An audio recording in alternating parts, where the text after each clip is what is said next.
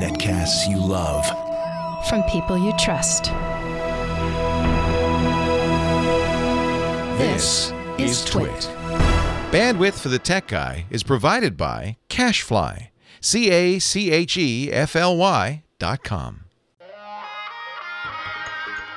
Hi, this is Leo Laporte, and this is my Tech Guy podcast. This show originally aired on the Premier Networks on Saturday, August 22nd, 2015. This is episode 1213. Enjoy. The Tech Guy podcast is brought to you by Intel. Small business owners can't afford to choose between A or B. If both help your business, you want A and B. With Intel-powered 2-in-1s, you get performance and mobility, power and freedom. That's the power of and. Experience it at smallbusiness.intel.com. And by the new Epson Workforce printers powered by Precision Core. Workforce is an award-winning line of all-in-one printers for your home office, small to large business, or corporate work groups. Visit Epson.com to find out more. Well, hey, how are you today? Leo Laporte here, the Tech Guy. Time to talk computers and the internet. And, you know, really, when we're talking computers, we're just as much talking smartphones and smartwatches. That's the computer most of us use most of the time these days. Tablets. We'll talk about home theater in a bit with Scott Wilkinson, our home theater guru. He's back. Digital photography, too, because I'm kind of a photo buff. Maybe you are, too. 8888 Ask Leo's the number. 888-827-5536. That's toll-free from anywhere in the U.S. of A. and Canada. Outside those areas, love to hear from you. But you'll have to use Skype to reach us from there. 1+1-888, which is toll-free in the U.S., as I said, 827-5536. Website is techguylabs.com, techguylabs.com, and that's the place to go if you want information about stuff we talk about, that kind of thing. I put all the audio and video up there after the fact. We put the answers and questions and all that stuff. 8888 Ask Leo, techguylabs.com. Okay, business is out of the way. My goodness, it's been a busy week for smartphones, and it's going to get busier. The Galaxy Note 5, I've had that now for a week. I think I talked about that a little bit last week. Love it. Love it.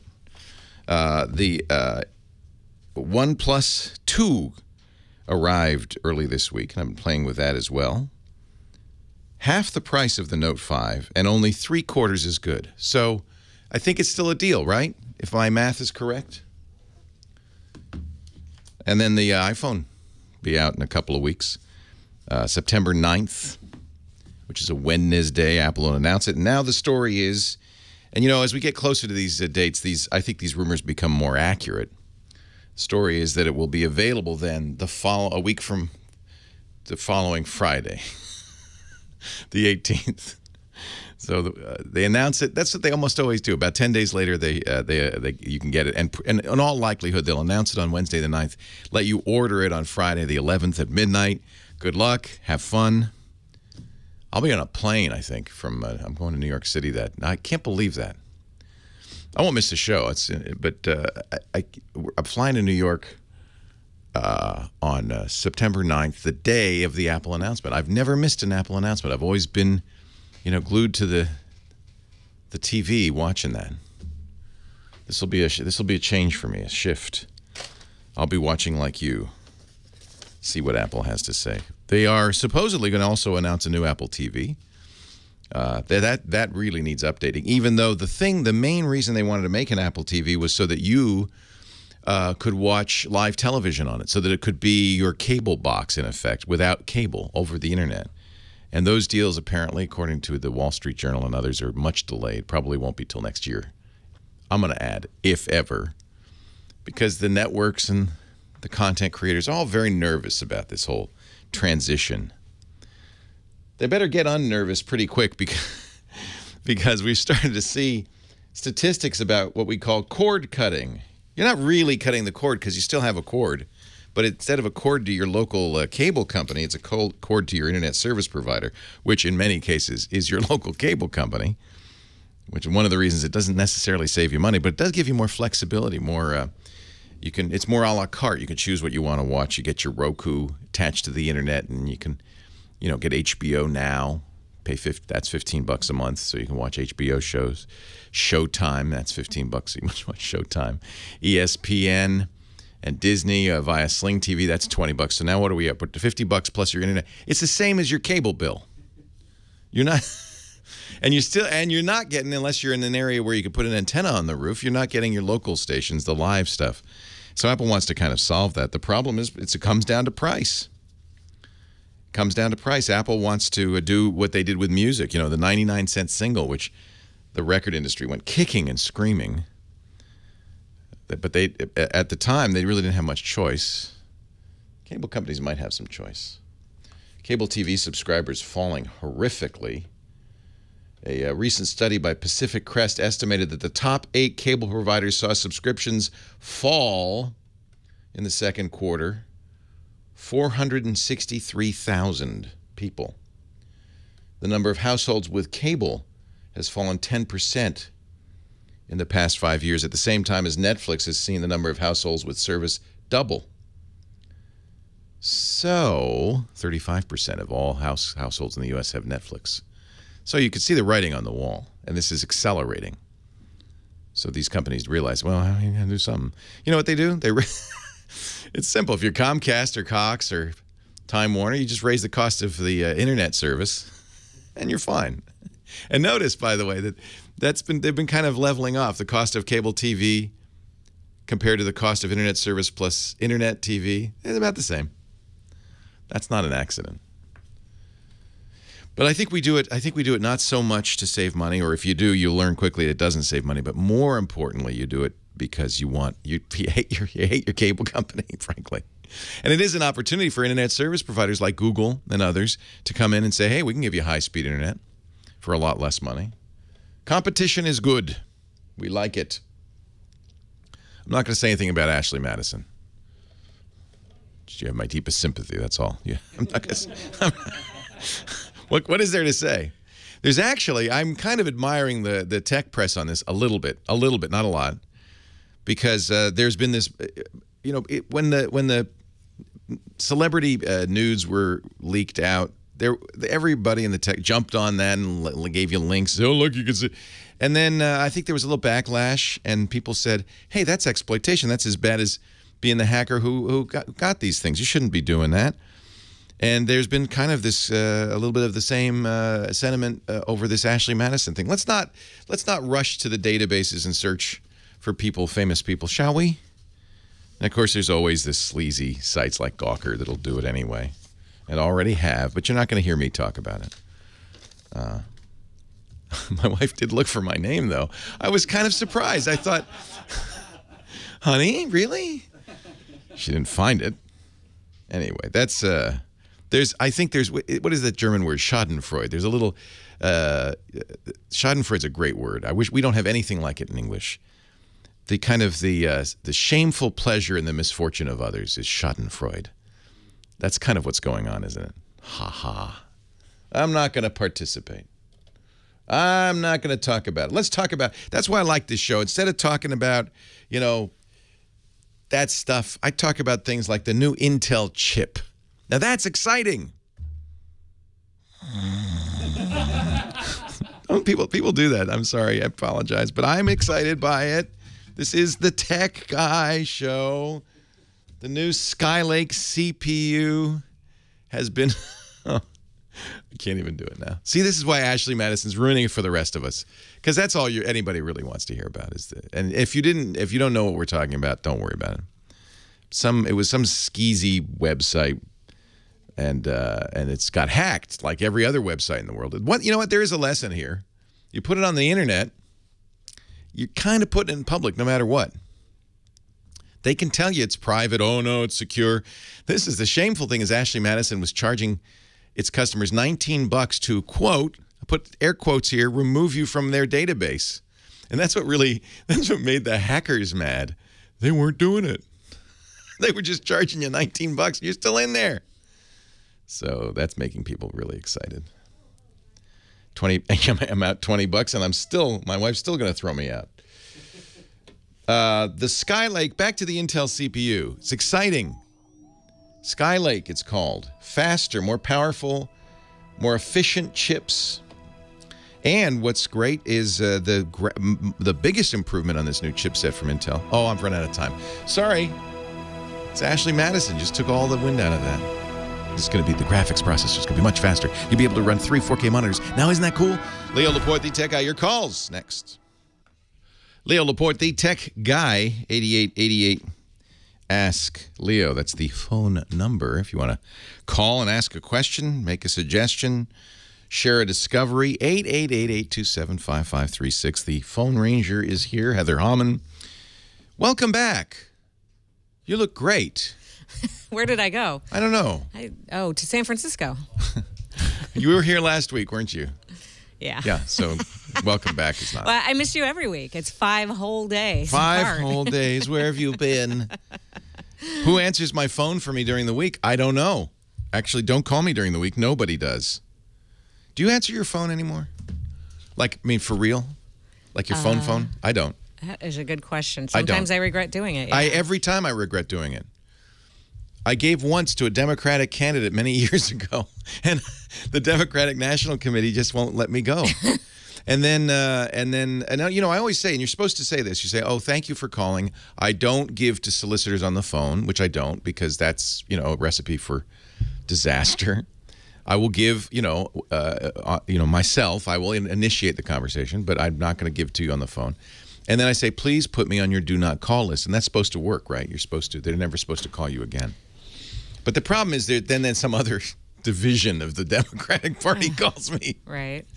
And then I had some guy call me. I don't know if this was a scam or not. He called me from Kentucky, and he said, you've stayed at a Hilton Hotel in the last year, and we want to thank you for that. I said, that's great. He said, let me tell you, it could have been, and he started rattling off all these different Hilton Hotels. And I said, well, if you really were Hilton Hotel, I think you would know where I stayed and when. And then he started yelling at me. So I hung up on him. So this is why I don't answer the phone anymore. God, thank you. That's why I need you. Could you just go around and follow me around during the week and say, Mr. Laporte's lumber, what would you like? Oh, that'd be great. Yeah, just forward all your calls to me. Tech guy. Tech guy. No, thanks. Wait, this is his daughter. No. You just want money. Right. I know. They'll still try to get money out of me. But Dad, because caller ID, if I don't really know that number, if it's not somebody, the number I recognize, I don't even bother to answer anymore. I figure it'll go to voicemail if it's important. You know what, though? Surprisingly, most people no longer leave voicemails, which tells me that most of the calls I'm getting are spurious or bogus or salespeople. And then the worst one is you pick up the phone and there's dead air for 4 seconds, and then it goes, hello, we're calling, and it's a robocall. And I just, I don't even care who it is. Ain't nobody got time for that. 4 seconds? Yeah, I know. You lost this me. Long delay. You can always tell, right? It's like a website. It takes 4 seconds. I'm going somewhere else. Anyway, thank you for answering the phones today, because if you didn't, I'd just be ignoring all these calls, and it looks like we got quite a few. And none of them are soliciting anything. I don't believe so. No. You filter those people out, Unless I'm sure. they're tricking me. Who should I start with? Oh my gosh, well, we got to talk to Larry. He's calling from halfway around the block. He's in Petaluma. I said, why don't you just drive down, Larry? Yeah, come on over. Bring us some ice cream. We're in a little town in Northern California. This is where, oh, wait a minute. I wasn't supposed to tell anybody because of the witness protection thing. Never mind. I'm in Sunnyvale. Hi, Larry. Leo Laporte, the tech guy. Hey, Leo, I will bring you some ice cream later, I promise. We have good ice cream up here. Three sisters? What is it? Three twins, yeah. Three twins, yeah. that's it. This has become, we're kind of in the wine country, the home of artisanal foods, beer, wine, and stuff. And it's not just here, but there are all sorts of places all over the country. This has become the thing, right? Carefully handcrafting. As we've gotten more industrialized in other areas of this country, these handcrafted items have become very popular. I'm sorry, I'm distracted. Go ahead. That's okay. I'm soliciting something today. I'm soliciting help. Okay. Would you like to know about the new Intel chips? Because I can, Skylake, I can tell you. I don't want to know about those. I've got an old. Actually, I've got a new Dell desktop. Nice. That I just got from Dell. It's got Windows 10 OEM, and I've got a terabyte hard drive. My question is, first of all, I tried to create a recovery backup via the Windows 10 menu on USB, and it fails every time. It doesn't work. So I called Dell, and they said they will send me recovery media when they have it, and they don't know when they're going to have it, which I think is blowing me off, honestly. We'll send it to you when we get it, when we get around to it. Which will be that's not good. You should be able to create that. I'm not sure why you can't create that. So it just fails part of the way through, huh? Yeah, it says Windows can't complete it, and I've done it like 10 times. It doesn't work. So hopefully it will work. And the other issue is I know you have in the past recommended the OS and programs on partitioning the hard drive, putting the OS and programs on C, and then perhaps putting your data on D. So I'm thinking about doing that. I did try to partition the drive. It's a terabyte. The smallest I could get the C drive to shrink to was like 400. It was about half, like 450. Which doesn't feels like something's wrong with your computer. These things don't sound right. You should be able to get it smaller than that, unless you've already filled it up. No, I've got virtually nothing on there. I haven't transferred my data, which is going to be another question because Windows 10 no longer has a migration program. Really, they took that out? They took it out. I mean, I always recommended doing it by hand. I never liked that settings and data transfer wizard or whatever they called it. Easy transfer. Well, I'm willing to do it by hand, but I am concerned about these other issues, and I have contemplated sending the thing back and waiting till Windows 10. I don't know if it's a Windows 10 issue or this particular. No, in fact, I have a late model Dell, the XPS 13, and I've made recovery media several times under Windows 10, and no problem. It sounds to me like it came with Windows 10, right? It came with Windows 10. Yeah. You probably did the upgrade, so you may have the program merge with 7 too. I mean, that function may be coming from 7. I don't know how that works. But. I was able to. No, I don't think so. I mean, it's possible that Microsoft bundled a non-functioning tool in with Windows 10. Seems unlikely. I think that you should try a different thumb drive first of all. Have you tried more than one? I have not, because I only had one. You really want to do this. You really do. Yeah. And then there are companies like Ease US, which we've recommended before. They have a number of free data recovery and partitioning programs. They have a migration assistant for Windows 10 that you can download. Ease, EASEUS.com. And they also have a very good partition manager. Okay, I think I looked at them. I'm not sure that theirs is free, but Well, they say it's you're right. It says partition master free, but I don't. You're right. It could very well be you're halfway through and it says, oh, by the way, only the first half is free. Yeah, I think it's $50 in the end. Yeah, they often get you in the end, don't they? Yeah. So should I ask Dell to take this thing back because I'm still within the 30 days and I don't think either of those are yet cause for serious concern. Try another USB key. It might just be that one. And then and make sure it has to be. I think 8 gigs is the minimum. Yeah, I've got this is 32. Yeah, try another one just to see. I was able to do it, and then. Well, I'll talk about partitioning when we come back. Leo Laporte, the tech guy.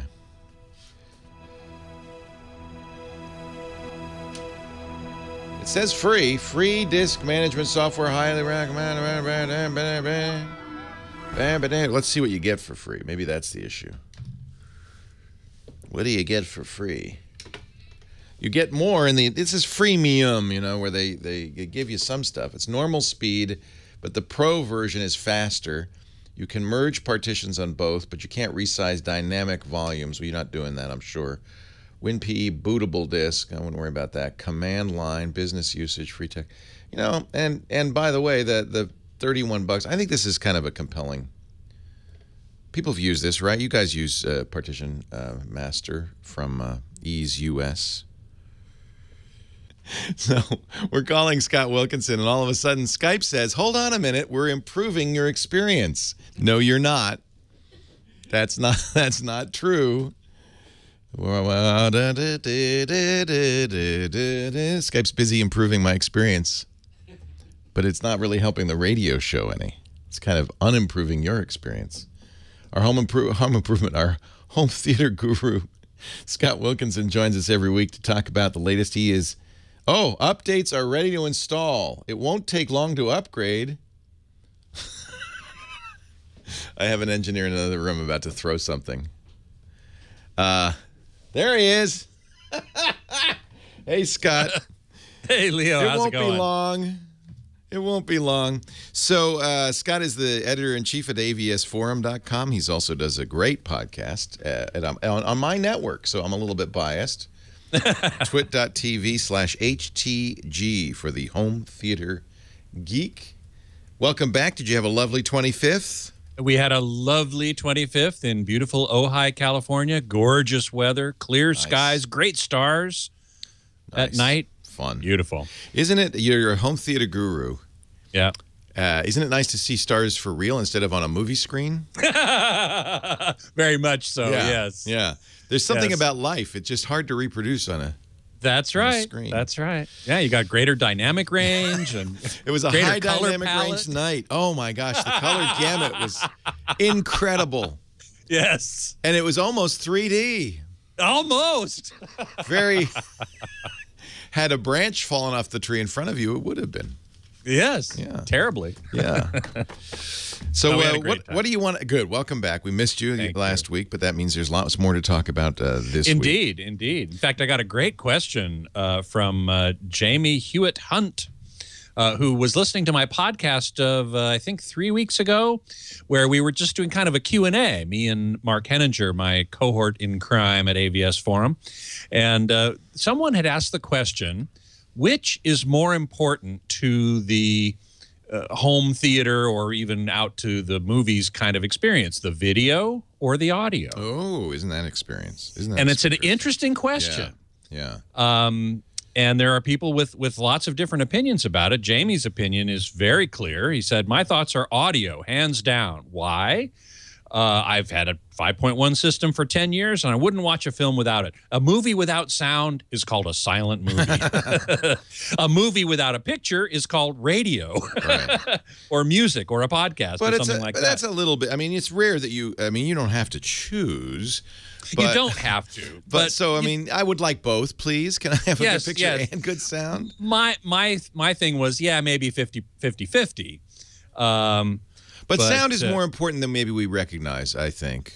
It could very well be. I mean, people spend a lot of time, worrying about the picture quality and the calibration of the TV, and they might not spend as much time on the audio, and they might not spend as much time thinking about the audio environment, right? The acoustics of the room. Yeah. And whether or not that makes things clearer or not. Dialogue intelligibility, for example, is a really important thing. Yeah. If you can't understand what the people are saying on the screen, then what's the point? Yeah. That's true. It's one of the reasons I like 5.1 or other kinds of surround sound, because having a center channel means if it gets hard to hear, and as I get older, it is harder to hear dialogue, I can boost the center channel a little That's bit. right. And that really does make a difference in intelligibility. Yeah. Oh, seriously. Yeah. And these new sound formats that are coming up for what's called the ATSC 3.0, the new broadcast standard, which will have Ultra HD or 4K capability and even immersive sound. But there are a number of them. For example, DTS X and MPEG-H certainly have this ability to do exactly what you said. If there are certain elements of the sound mix, like the dialogue, or if you're watching a sports thing, it's the announcer, or one of these systems even has what they call a degruntifier.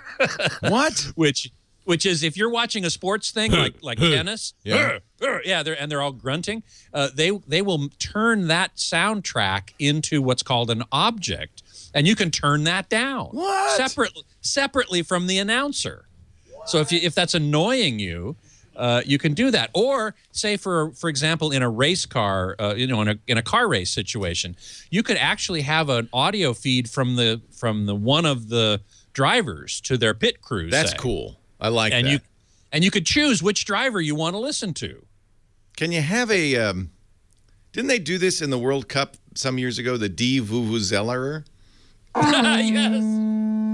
Oh, you get a million of those going at once. Oh, I love that sound. I just you need the button that turns it up or adds it. Yeah, I do. All sporting events. They didn't they in the last World Cup? They actually forbade people.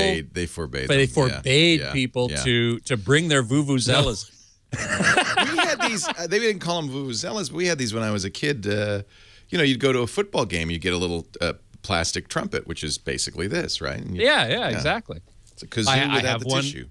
I have one that you actually gave me. I sent you. I have two because we have fans from South Africa who sent us two from the World Cup. Yeah. I have one and you have one. So if we ever want a duet. Well, we're hardly ever in Petaluma at the same time, but when we are, I will definitely play a duet. So can I get a TV with a degruntifier now, or is that? No, that's coming up. That's the future. I'm in. Yeah, me too. It all has to do with this thing called object-based audio, which is you take each audio element, like the dialogue or the microphones that are picking up the grunts and the ball hits and so on, and treat them separately, independently, and allow the end user, the person at home, to control the relative mix between them. This is called personalization, audio personalization. And it's coming. It's not here yet, but it's on its way. I just wanted to give you a little taste of the future. Yeah, I like that idea. It is kind of a cool idea. It doesn't make sense in theaters because you want to have a standardized mix, but at home, correct. Yes. Why not, right? Exactly. Some member of the family might be hard of hearing, and you want to, as you say, crank up the dialogue to make sure everybody understand what the heck's going on. That is, except in a Christopher Nolan film, where, right? Like as in Interstellar, where he made a mumble. He made them mumble. He specifically mixed it so you couldn't understand what they were saying. That drives me crazy because as an older person, I just blame myself. I think, oh, man, I really am going deaf. And then I find out, no, it's Christopher Nolan making me feel that way. Yeah.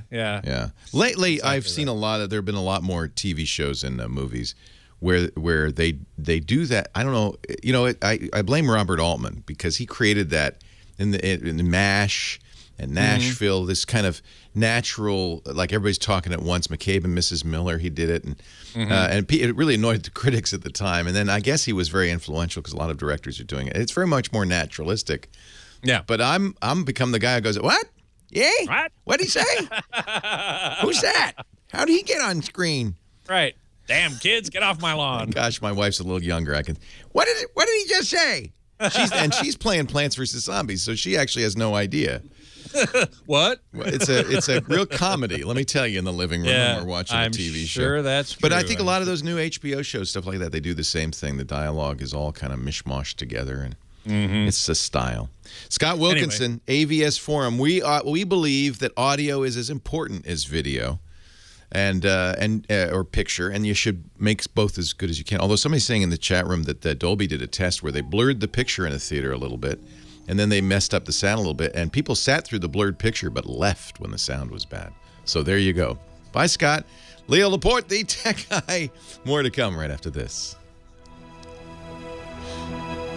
It's good timing. Skype failed us right at the right time. Audio and video are like yin and yang. Why do some shows, DVDs, not have captions? Hard to watch with mom. Yeah, that's a good question. I thought most, well, it's up to the DVD producer, certainly, whether or not they want to include closed captioning, but I thought most did. I don't remember seeing a DVD or a Blu-ray lately that didn't have that option. So that's kind of interesting. Now, broadcast TV, well, I thought most broadcast TV does too. I haven't done any research on this to sort of know what the percentage is, but it's kind of up to them.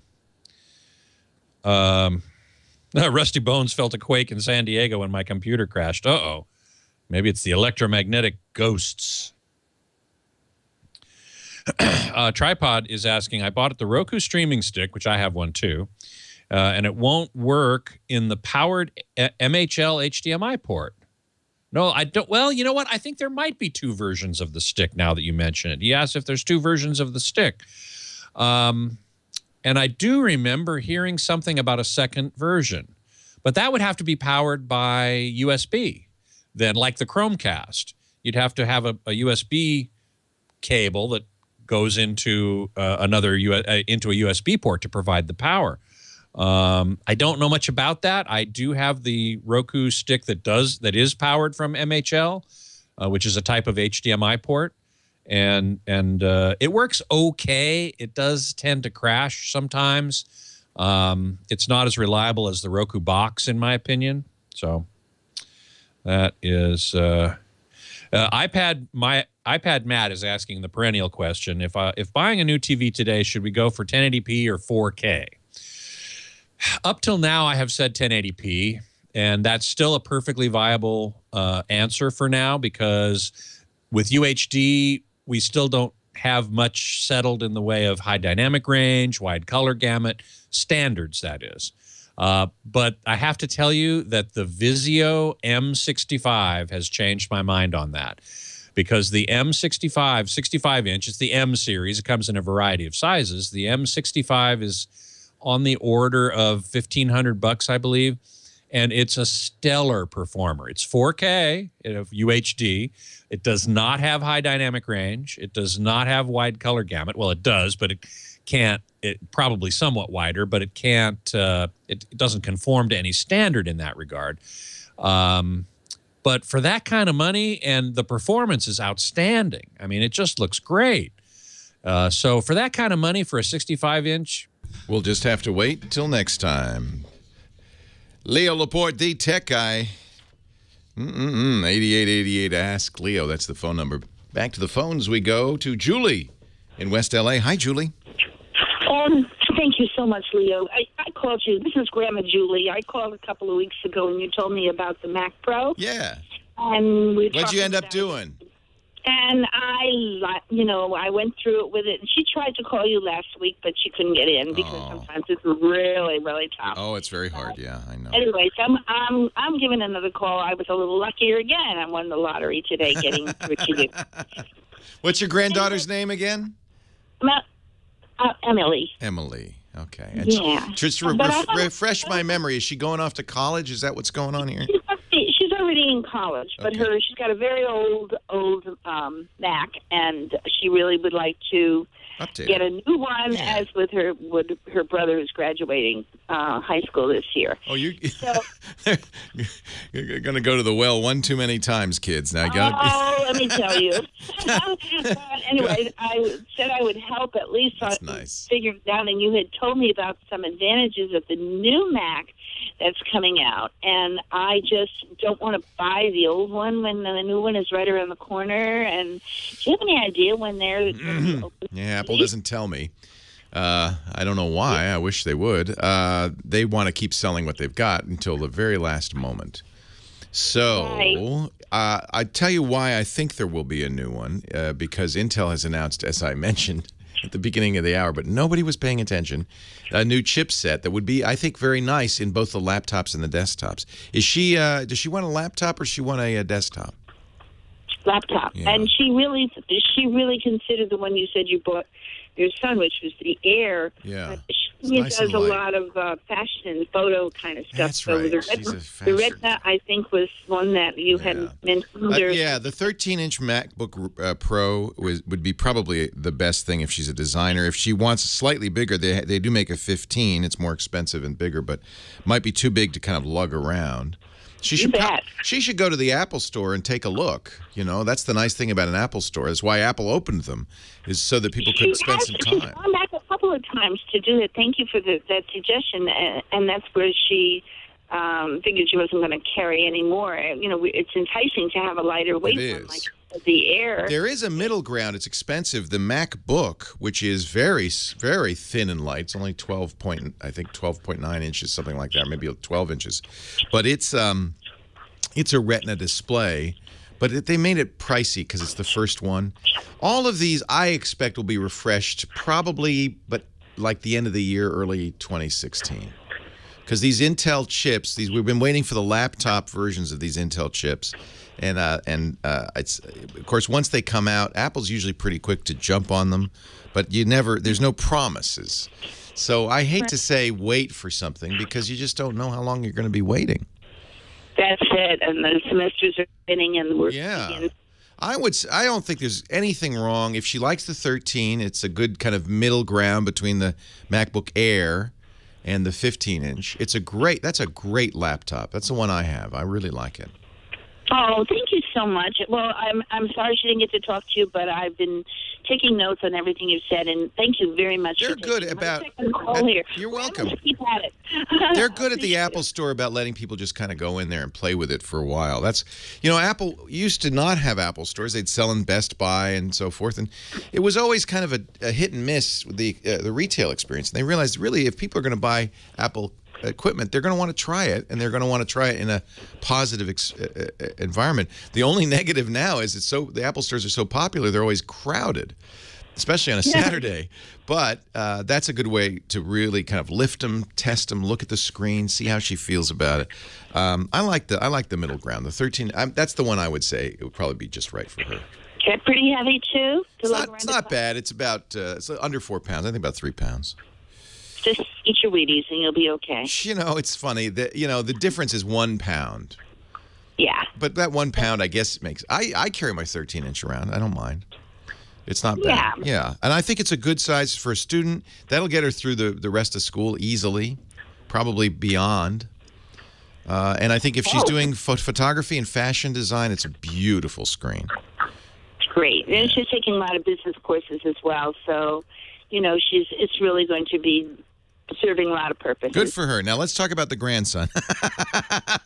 What does he want?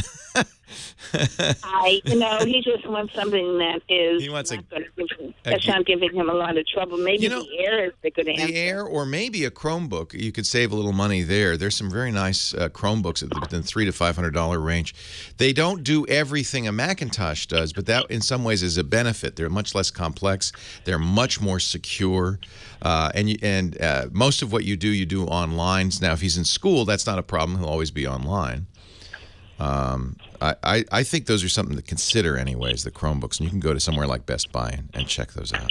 Do they sell Apple at Best Buy also? Yeah, I think they do, but I would always go to the Apple Store if you can. I think you're right. Better information and a broader range. Well, I'm beginning to really love your program because I'm beginning to learn more as I listen to you. So thank you again. Pretty soon you'll be asking me which Linux distro to pick up. Well, no, I'm going to get into the camera questions. Oh, yeah. Now we're spending money.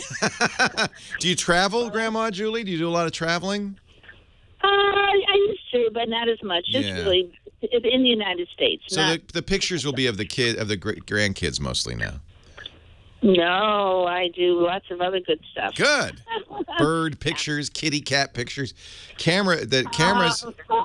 No, I take pictures for a couple of newspapers. Oh, wow. You like to do the raves, the concert scene, maybe the Coachella, that kind of stuff? Yeah, just little creative things that, could go along with the calendar. Thank you so much. You're welcome. Again. You're welcome. My pleasure. Great to talk to you, and I'm glad you were able to get back in. I know it's hard. We're on 200 stations now, and that means, there's probably tens of thousands of people trying to get through, and we only have 6 lines. And you might say, well, Leo, you should have hundreds of lines, but the problem is I only go through about 8 calls an hour. I'm not going to keep you on hold till next year, so 6 lines is plenty. By the way, it's a little pricey, but I'm really liking the Sony RX100. I think that's what they are. Point-and-shoot cameras are really, for a point-and-shoot, pretty amazing cameras, and they keep coming up with new ones. I think they're up now to the Mark IV, about $400 or $500. But boy, just a stunning point-and-shoot camera. The Sony RX100. If you're over at the store and you want to pick one up. Jeffrey in Charlotte, Florida is coming up. Now, there's a Charlotte in almost every state, I think. Charlotte, Florida. Coming up in just a second. He wants to know, great question. We asked it last week, and we're going to ask it now. Do bigger screens on your phone, as we get bigger and bigger, these phablets, use more data? Hey, Jeffrey. How you doing? Are you the guy who asked the question in the chat room last week? Yeah, it's Captain Jay from the chat room. Hey, Captain Jay. Yeah, it's Port Charlotte, Florida. That makes more sense than Charlotte, Florida. Yeah, Port Charles. All right.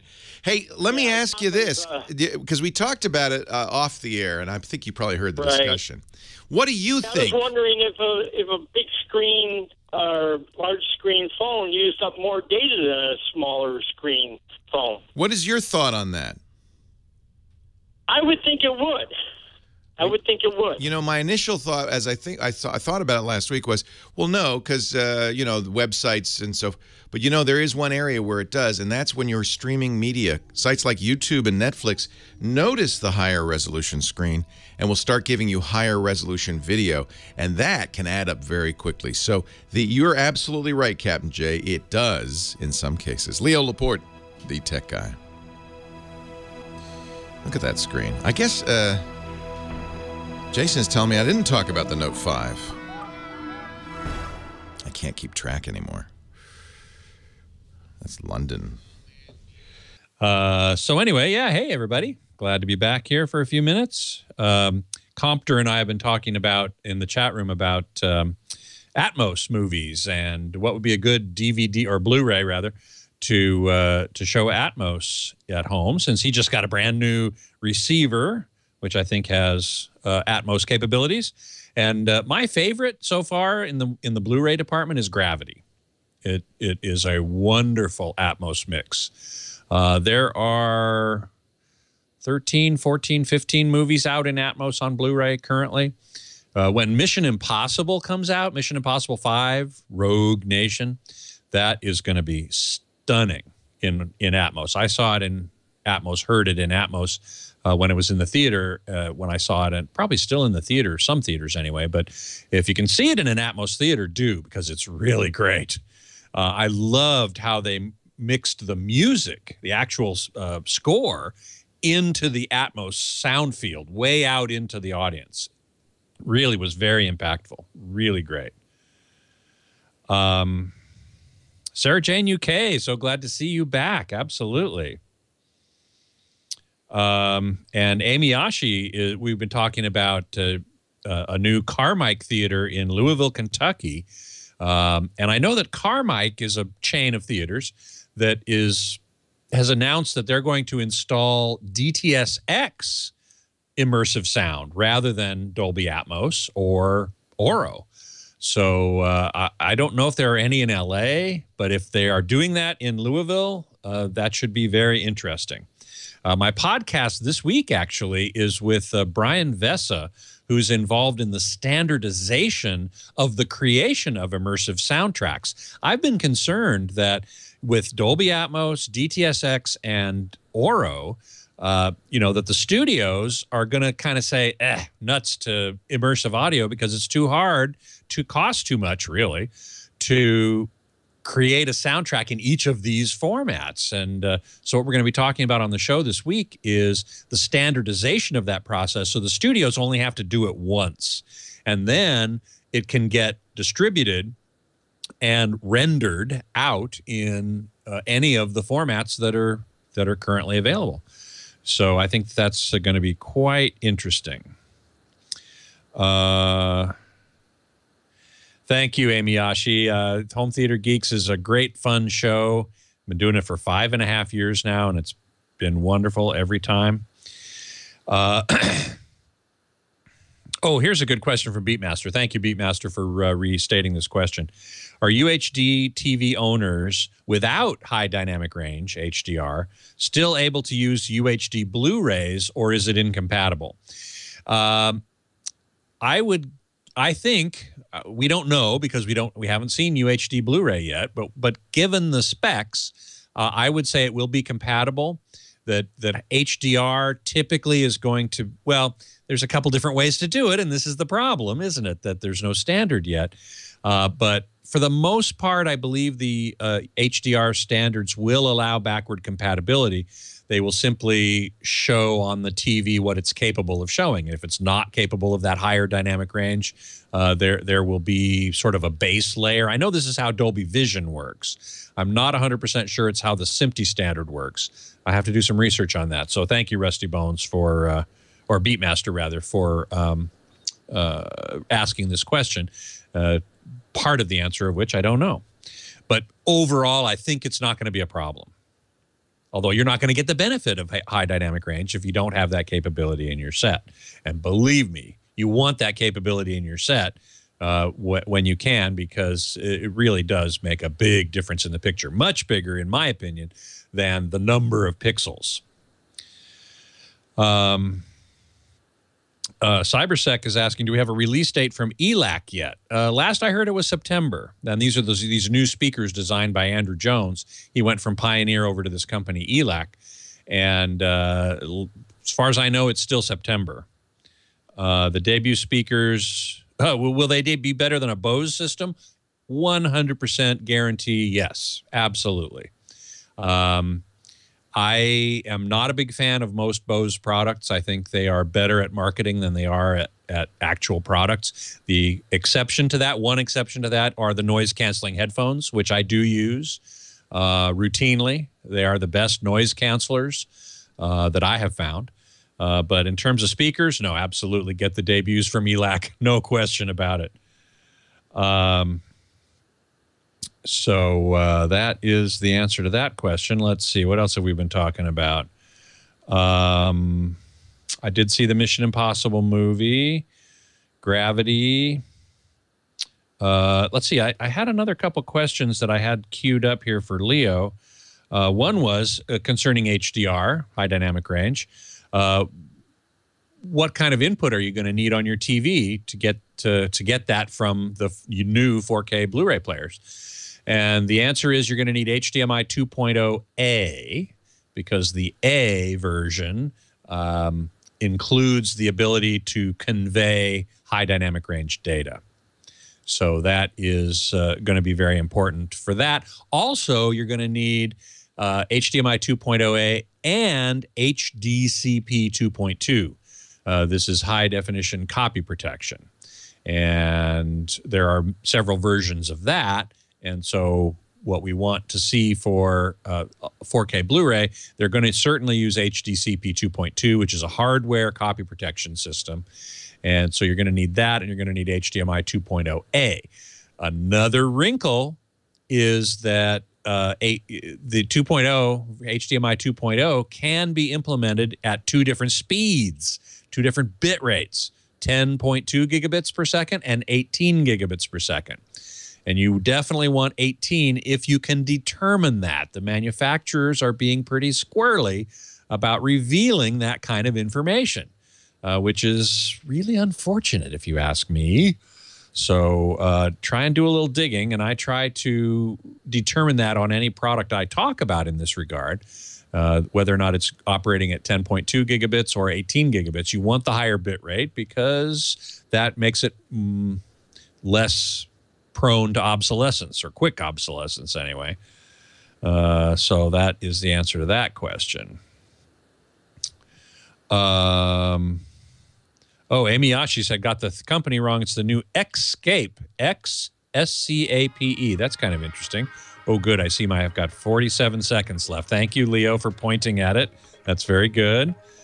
So I'm going to have to go check that out. That's very interesting. Compter says Bose speakers equal buy other speakers.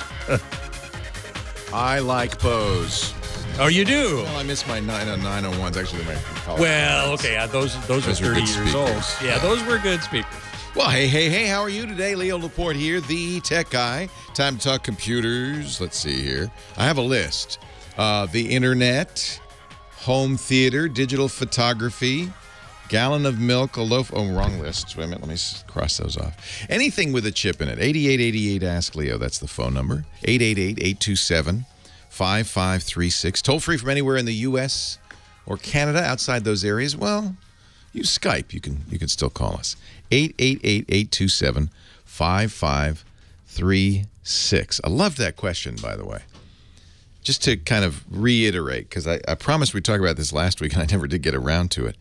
As we see higher and higher resolution phone screens, and then really that's the issue, not the bigger size, but the more dots on a screen. And many of these newer screens, like this Note 5, this new Samsung Note 5, are quad you know, resolution, quad HD. They're very high resolution screens, more than 500 dots per inch, well beyond our ability to perceive dots on here, and it gives it just a rich and gorgeous. I think there's a point of diminishing returns, of course, but you look at these screens and then you look at a lesser screen, and it's just so beautiful. You almost don't want to use a lesser screen. But the question is, am I now going to use more bandwidth when I surf the internet, and you know, it's not the case that in all likelihood a web page is not going to get bigger because you're on a higher res screen, unless, and you're starting to see more of this, it's what we call responsive design. It's responsive means they'll give you a different image depending on the resolution of the device you're using.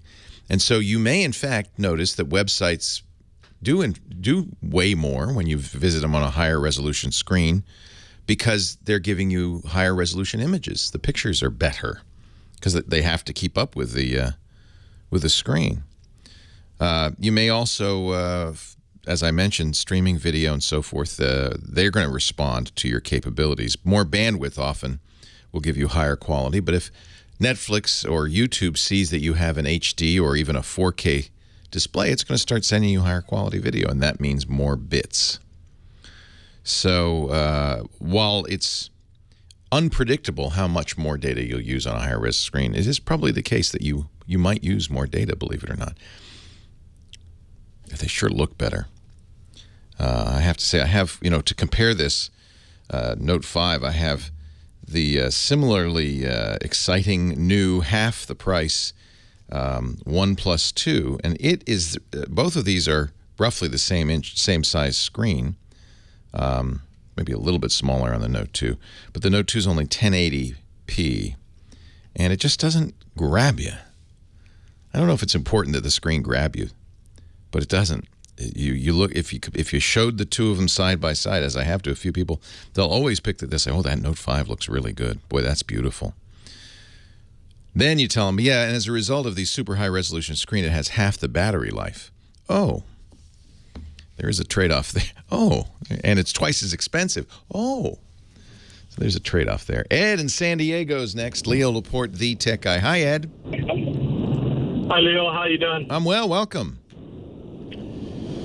Yeah, I had something happen to me last week that kind of freaked me out with my phone. I was researching testosterone products, sexual enhancement, and I happened to be in privacy mode because I don't like ads being left on my phone. Yeah. So you used the browsers. What browser were you using? I was using Safari. Safari. And so you went into privacy mode on Safari. Right. And so I clicked on this link that it was for free testosterone product. Yeah. And immediately it locked my screen up and told me what I was doing was illegal. Went through a whole bunch of stuff. I clicked. It had me click OK at the bottom because is this on a phone or a desktop? A phone. Huh. And, yeah. That's all bogus, by the way. It went to another screen and wanted me to pay them $500 to unlock my screen. That's all bogus. And that's all done with JavaScript. You can ignore that. Well, it wouldn't let me out of Safari. It kept me in there. I tried to kill it several times. Finally, what I did was I went into history and settings. I shut my Wi-Fi off.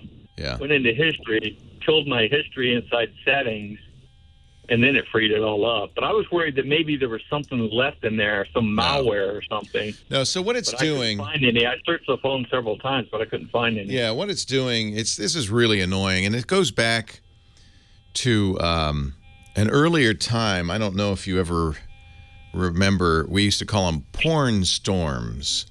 If you'd go to a website that was maliciously crafted using JavaScript, it would first prevent you from closing the window, and then would open many, many more windows, many of them with pitches for other products, a lot of them adult sites and so forth. It's kind of embarrassing. By the way, you don't have to start it by going to an adult site, just some bad site that decided to take advantage of you. And you'd be sitting there in the office, and all of a sudden the screen would be filling with hundreds of web pages, many of them adult. That's embarrassing as heck. And it seemed, you know, you can't quit out of it. You can't. But that's just JavaScript. It's not harmful in the sense that it's not leaving anything on your computer. JavaScript is what we call sandboxed. It's the browser is preventing any damage to your computer, any writing to the hard drive from that web page.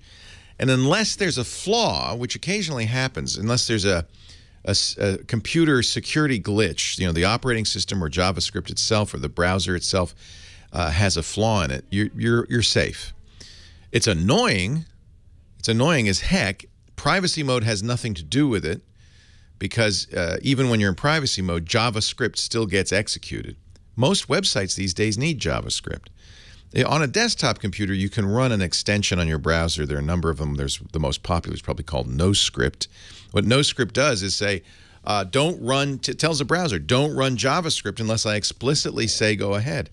Put NoScript on your browser and then surf around. You'll see that it's a very diminished experience. Almost all websites use JavaScript to enhance the experience of the website. It's kind of the way the modern web is. And yet, this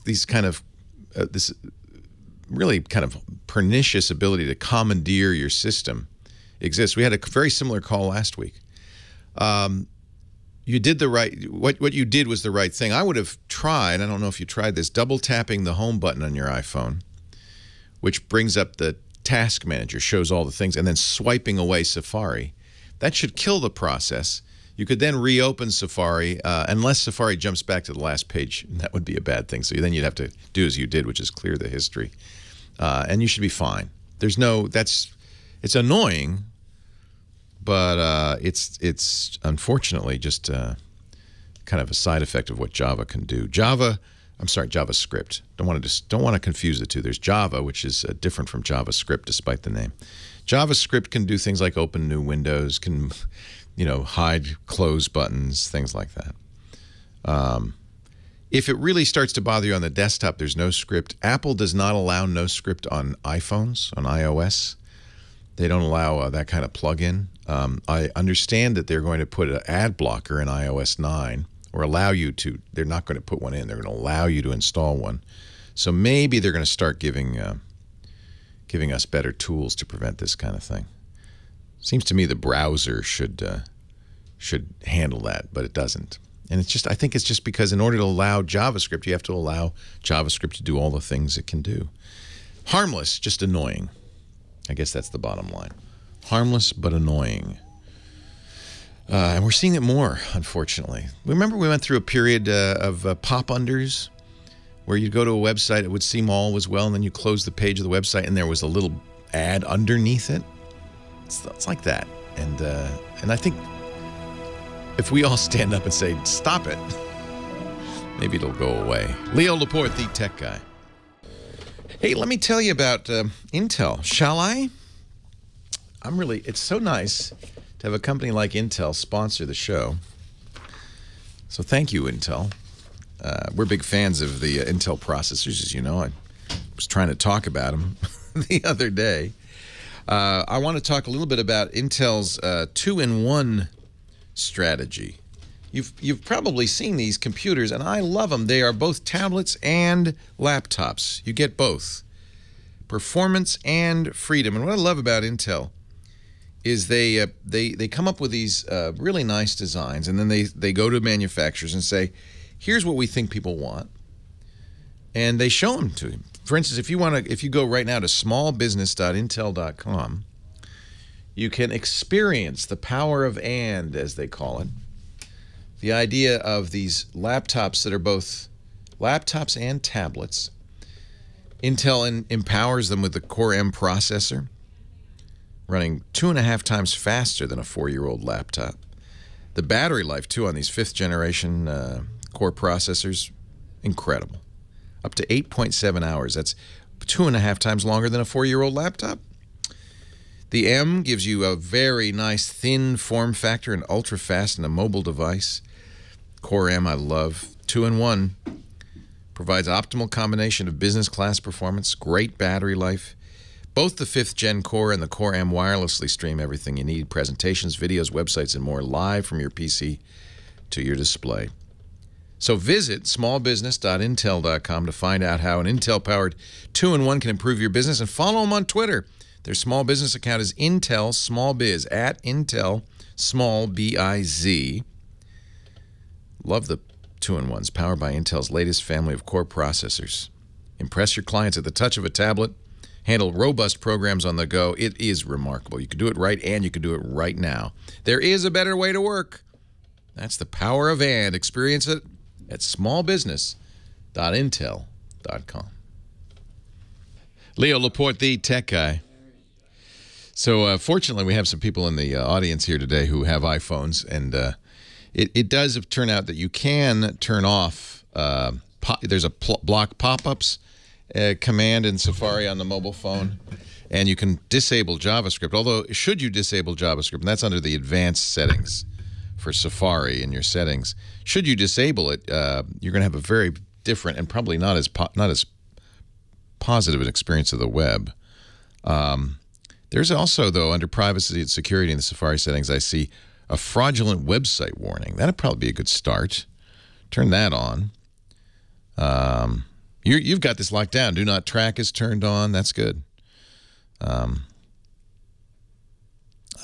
think that in all likelihood, just double tapping the home button so you get to the recently used apps screen, you know, where you get the slideshow of all the apps, and swiping away Safari, which just force closes it, is sufficient. I hate to say turn off JavaScript because it's really going to disable so many features of the web. It's an interesting conundrum. People who are very security conscious often say, well, I'm going to use a plugin that will disable JavaScript, or I'm going to turn off JavaScript in my browser. But boy, most websites are just going to say, you know, I'm not going to work. My website won't work. And we don't use JavaScript much, but we use it a little bit. I guess you don't have to use JavaScript, but a lot of the functionality we've gotten used to on the web does. Karen in Ventura, Leo Laporte, the tech guy. Hi, Karen. Hi. I'm glad to talk with you. Thanks for calling. I have a Palm Pixie phone. You do? Sorry? You should call a museum. Oh, I don't know. Someone gave it to me. It's kind of an old phone. Yeah. Okay, and I'm trying to transfer the pictures to the laptop, but when I connect it with the wire, it has an error on my phone. It goes crazy, and then it says too many cards open. Nothing. I'm not sure what I'm supposed to do to get the pictures from my phone to the laptop, or I can use someone else's computer. But yeah. Do you have the desktop software for the phone? No, I just have the phone. It was just the given phone. to me. Okay.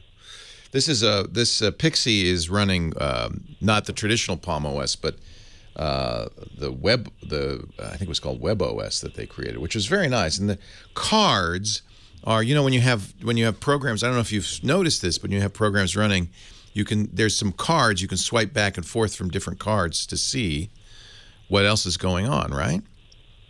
Have you noticed that? Yeah. So I think what they're telling you when they say there are too many cards open is, I don't have enough memory to finish this job. Oh, okay. So I would say close all of those open apps so you don't have anything open except for whatever you need to transfer the photos over. It just sounds like it's running out of memory. Okay. Well, I was when it said too many cards, I took the battery out and then restarted it. And then I didn't have anything else open, and I just plugged the phone. Yeah? And what did it say then? And then it still said the same thing.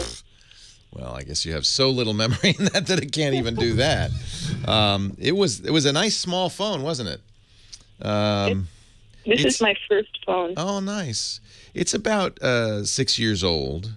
Oh. And Palm, shortly after releasing that, was sold to HP. And HP killed the whole thing, including WebOS. So support for this is going to be difficult. You're right to call me because nobody else is going to help you with this. I don't unless you can find who's your carrier. Verizon? Yeah. Yeah. Verizon. If you find somebody smart at a Verizon store, they might be able to help you. I'm just looking through the specifications on this on the internet just to see what we can do. You connect it up via a USB cable. Mm-hmm. And when you connect it to your computer, does the computer see a drive? Does it see the Pixie as storage? No, it has a problem with it too. It can't see it either. No. On a Windows machine? Yeah. It might be that it needs some drivers for that. I'm not sure. This has been. You're stretching my memory thin. That 2009 was so long ago. I dimly remember 2009. You should be able to just plug it in. Have you done it before? Copied pictures off of it before? No. Maybe there's something wrong with it. One thing you might be able to do is email those pictures to yourself. I'm sorry. This is I can only use the phone and text. Okay. You have no data. No pictures. I'm trying to save money. Yeah. But you do have pictures on the phone. Yes, but I don't have internet. Yeah, no data. Yeah. Okay, so you can't. Well, you might be able to text those pictures. Have you tried doing that? Yes. It won't do it either. It won't do that either. Okay. That's a feature called MMS. You probably have to pay for that as well. Oh, okay. MMS, but you may have to pay for that as well. I'm looking. The chat room has given me a link to a Verizon page. Software update for the Pixie. Do you have a Pixie or a Pixie Plus? I don't know. There might be a software update for the Pixie that might fix this problem.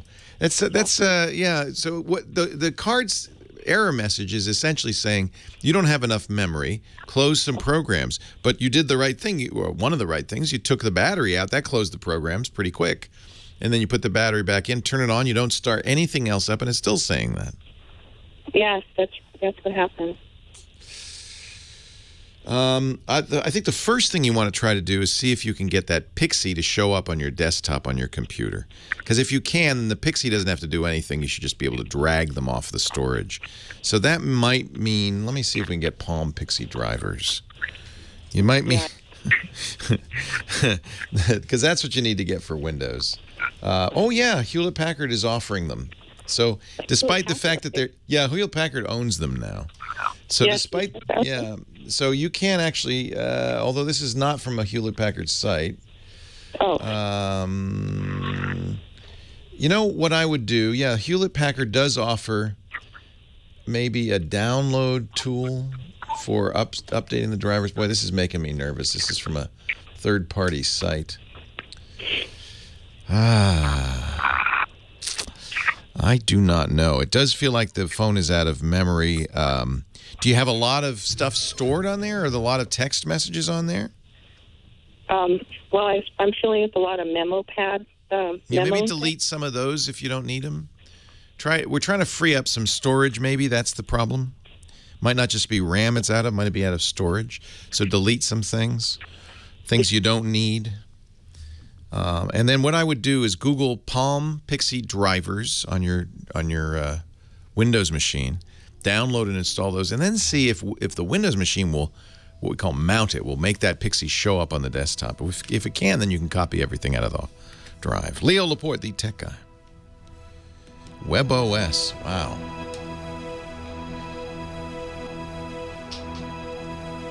So HP does have a WebOS site. The legacy continues. The good news is they've open sourced it. There's the Pixie.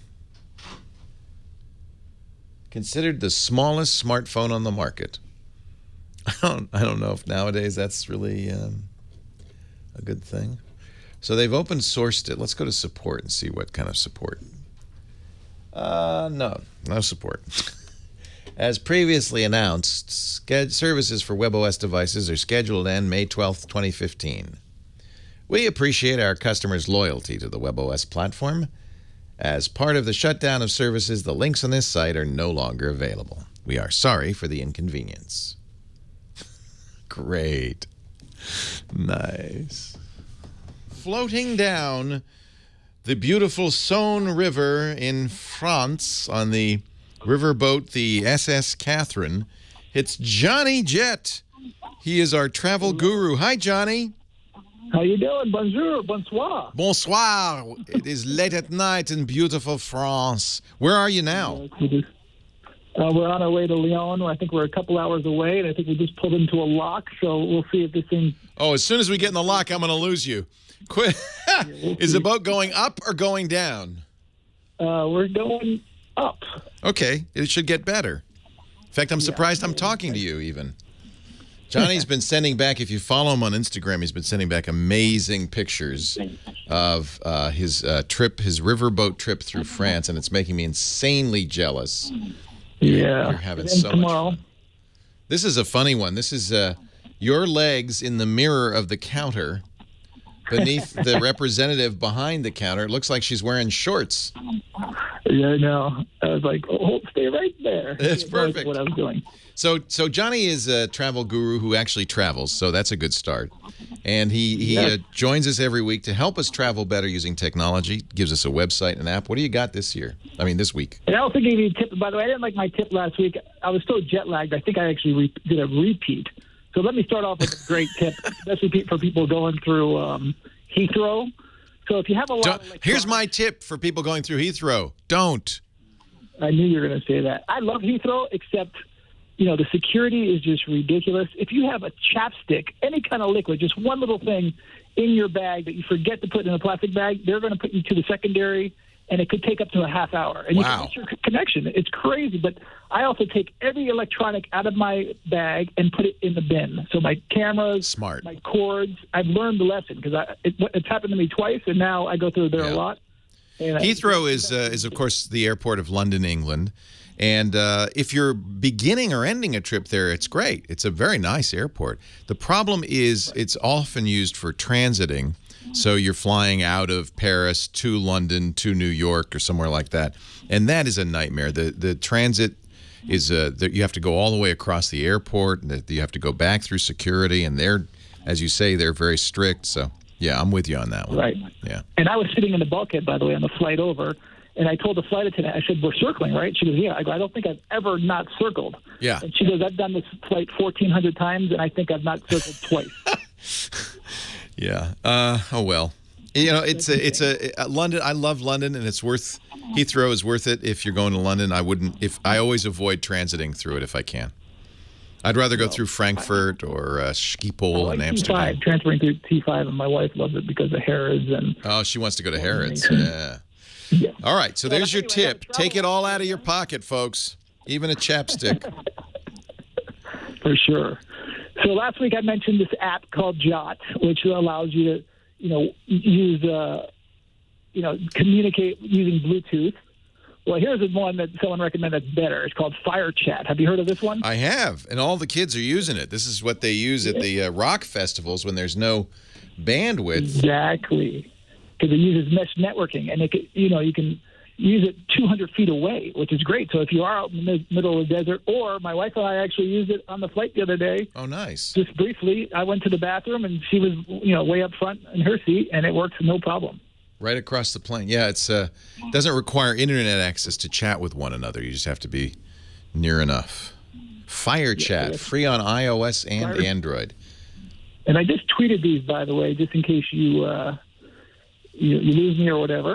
And then I got one more for you. How's the lock? How's the lock? Are you going up or going down? What's going on? Look out the window now.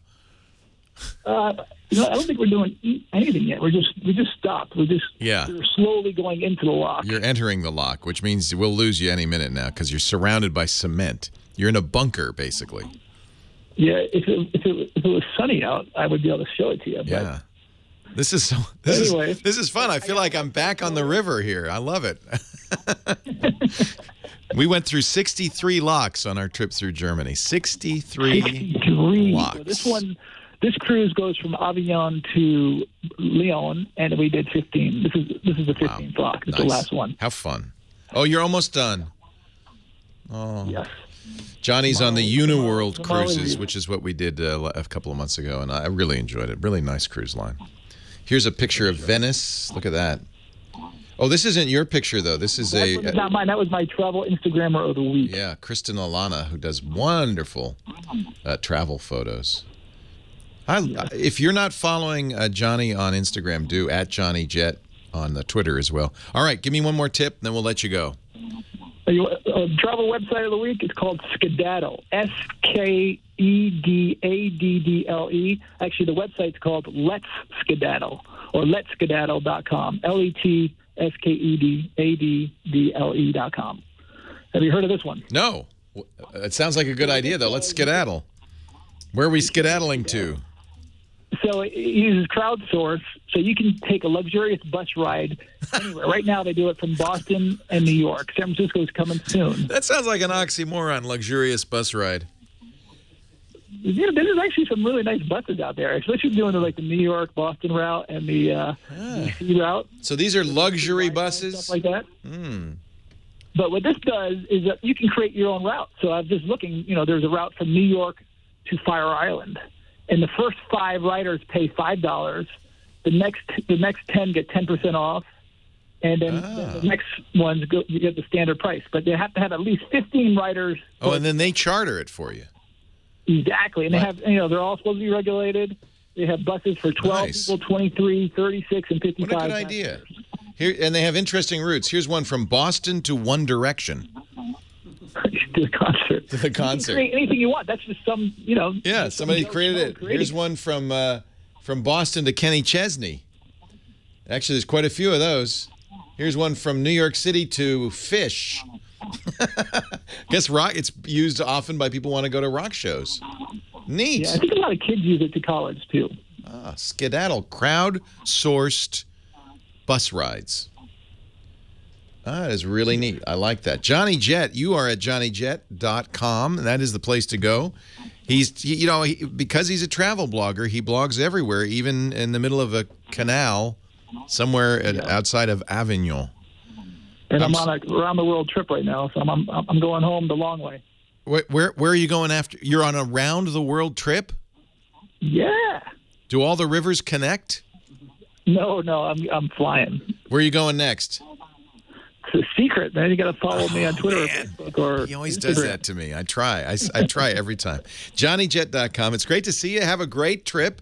Love to your wife. I know you're bringing the mother-in-law with you. I think that's very brave of you on the beautiful SS Catherine. There's his beautiful wife. And they're sitting in the balcony there. You can open that window and see a cement wall as the boat goes up the canal. You're going down, actually. You're going down? It means we're going to lose you. It's basically like you're going into a hole in the ground. Thank you, Johnny Jet. We'll talk soon. Take care. Take care. Bye-bye. Sorry about the quality of that call, but boy, it was fun. He's on a riverboat in the middle of France, just outside of Lyon, and he's in a canal. Now, not only that, he's in a canal, which is basically a boat elevator. They raise the riverboats up, or they lower them down to meet the different parts of the river. That's kind of cool. 8888 Ask Leo is the phone number. Let me give you Johnny Jet's info. JohnnyJet.com, the website. And, of course, it's actually easy. At Johnny Jet on Instagram, at Johnny Jet on Twitter. Do follow his Instagram feed. It's always fun. And he always tweets his links. So if you miss him, we put him on our show notes at techguylabs.com, but you also can follow him on Twitter. He's got some great stuff there. Leo Laporte, the tech guy. Oh, he's in the chat room, too, tweeting it out there. Like that. That's great. More of your calls right after this.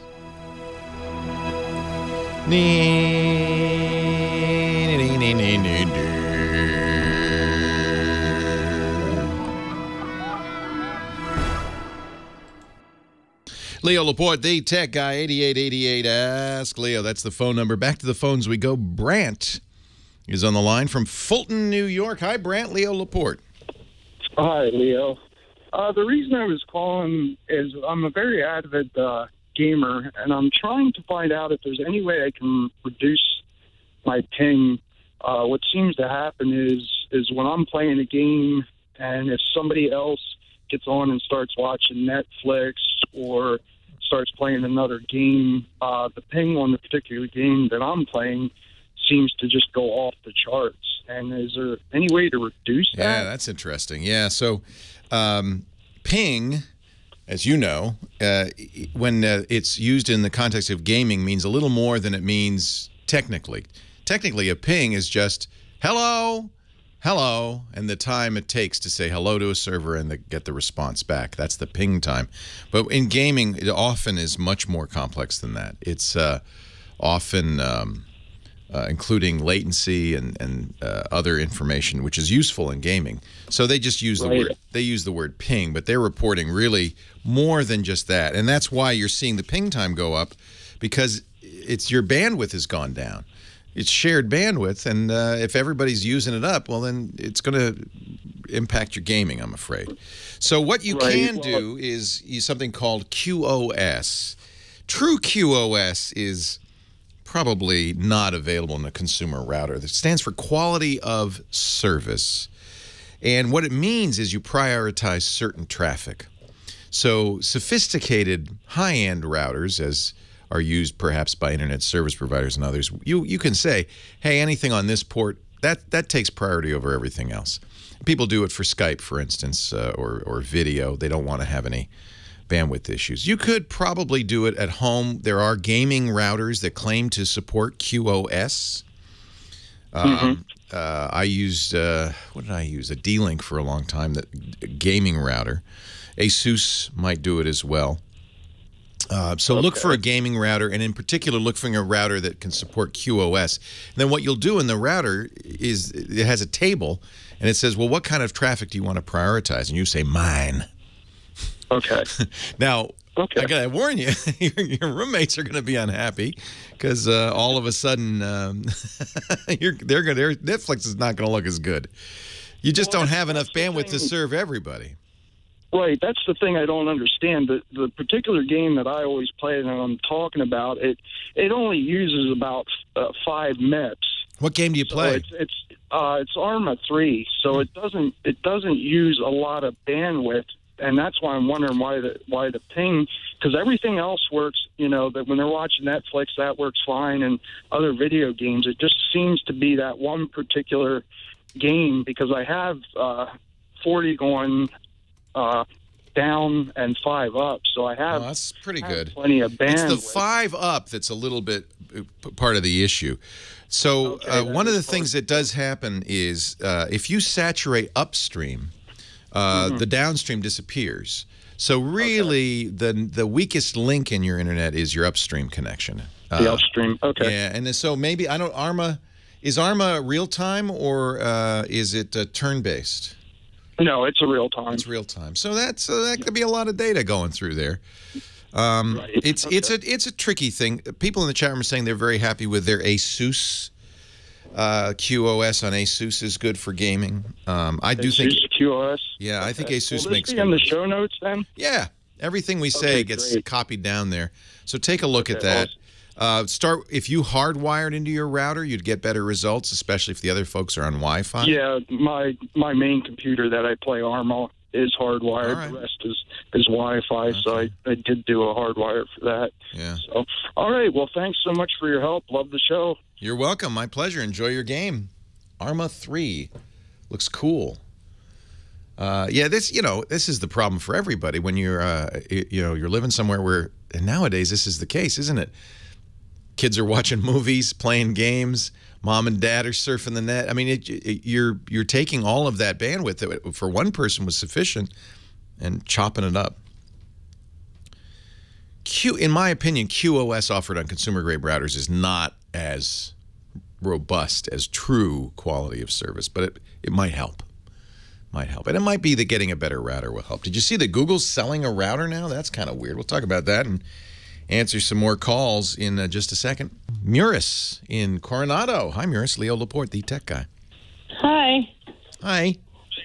I'm having an issue with my Mac. That was very weird because, well, yesterday I went out with my mom, and then when I came back home, I saw that the Mac said, you're out of application memory, close any programs that are unused. And I said, okay, this is weird. And I clicked the OK button. The computer wouldn't shut down, and then I had to do a full shutdown with holding down the power button. Wow. It sounds like it was that's called a hard crash. Froze up. Yeah. How old is that Mac? Well, I got it last year, so Did you get a it? 2013 model. Okay, so it's fairly new. And have you been keeping it up to date with all the patches and everything? Oh, yeah. I always check for application updates and everything. Good, Miris. It's just sometimes that happens. The Mac will sit there and it's running stuff in the background. You probably left your email open, right? Yeah, I usually leave that on because I like to keep track of my. I do too. I want it to keep downloading. Maybe a browser window was open. Sometimes browsers. What you probably saw was something we called a memory leak. I know it sounds worse than it is, but a lot of software has memory leaks where it occupies a certain amount of memory, but then a couple of things. Either it doesn't release memory after it's done with it, or it continues to occupy more memory, and that's what I think happened until it fills it all up. There's nothing left, and the computer at that point has really no option but just to go, just to collapse. So that's all it is. It's just some program, and you should look at what programs were. If it happens again, look closely at what programs were running at the time. There's on the Macintosh. Skype on as well. Which program? I leave my Skype open. Skype could very well do that, but you should be able to leave all that stuff open. Here's what I would do, and I do this a lot on the Mac because there are issues sometimes with behind-the-scenes processes. There's a program on the Mac called Activity Monitor. It's in your Applications folder, in the Utilities folder in there. Activity Monitor will tell you what's going on your computer, what's using the processor, but also what's using memory and energy and disk and network. So you can see all the different things that are going on. And you just keep that running once, as you're using your computer, just to keep an eye on if something starts to really take it over. And that will be the offending program. Nothing to worry about at this point. Leo Laporte, the tech guy.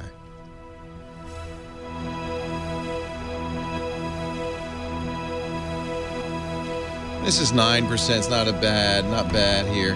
This is a little harder to know because how much memory something's using currently is not really, germane, but it's kind of hard to understand. There's a non-responsive program. It's in red. That's useful. I don't know if it really is non-responsive. Well, hey, how are you today? Leo Laporte here, the Tech Guy, Hour 3 of the Tech Guy Show. We're going to talk more tech. Is that okay with you? 8888 Ask Leo.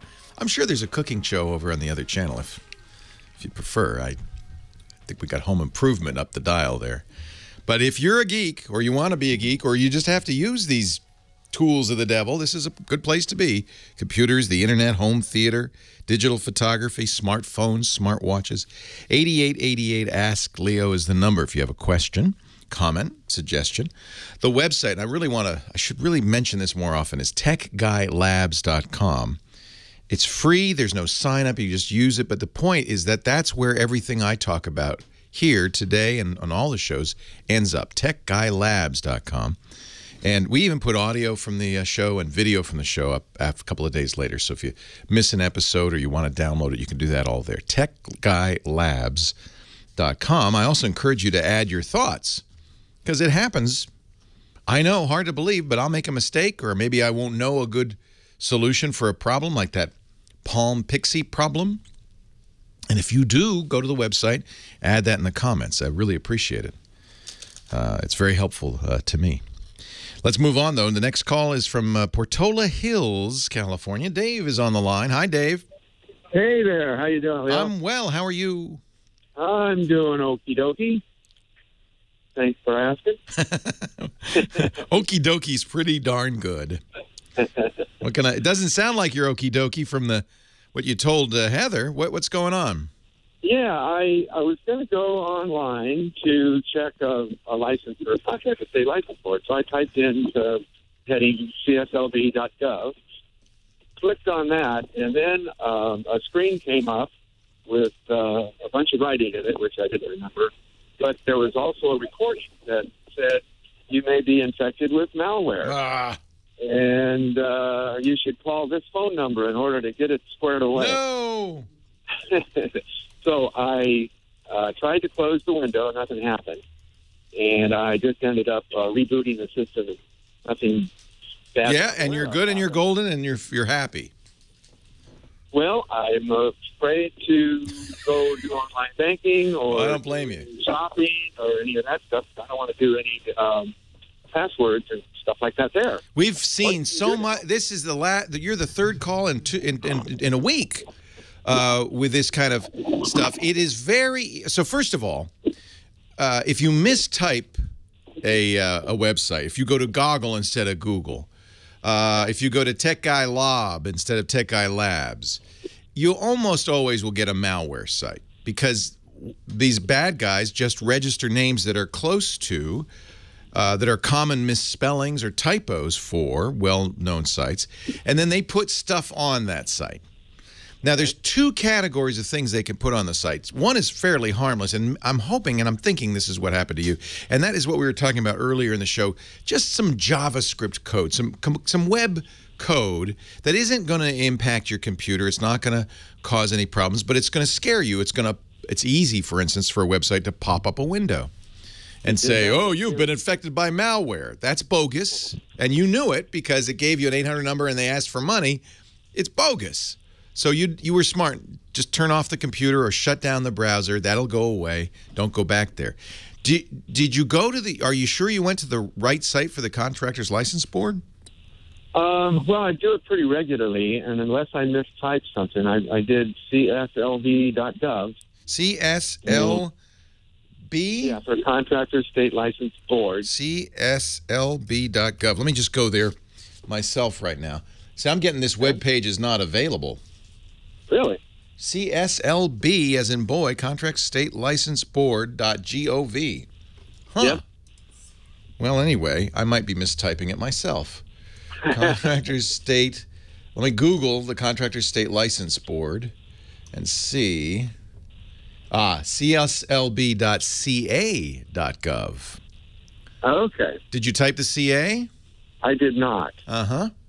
But I've done it before, and it would come up with a drop-down list, and then I'd click on it. So yeah, my suspicion is, if I go to .ca.gov for California.gov, I get it. Okay. When I went to CSLB.gov, I got nothing, which was possibly a bad site that got taken down, because that's what happens with these malware sites is law enforcement, Google, and others go after them. Okay. So, most benign situation, most benign case, it was just some JavaScript, popped something up, hoping you'd fall for it. Case over. Because JavaScript, JavaScript doesn't invade your computer. Now, and these are important questions. Are you keeping your computer up to date? Yes.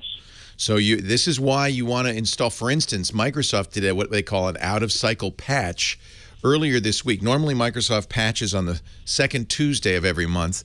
They did an emergency patch for Internet Explorer for all versions of Windows this week, on Tuesday of this week, because it was such a heinous problem that every version of Windows was vulnerable to, and the bad guys were taking advantage of it. It was called what we call that a zero-day exploit. There's 0 days between the time the flaw is discovered and the time the bad guys start to exploit it.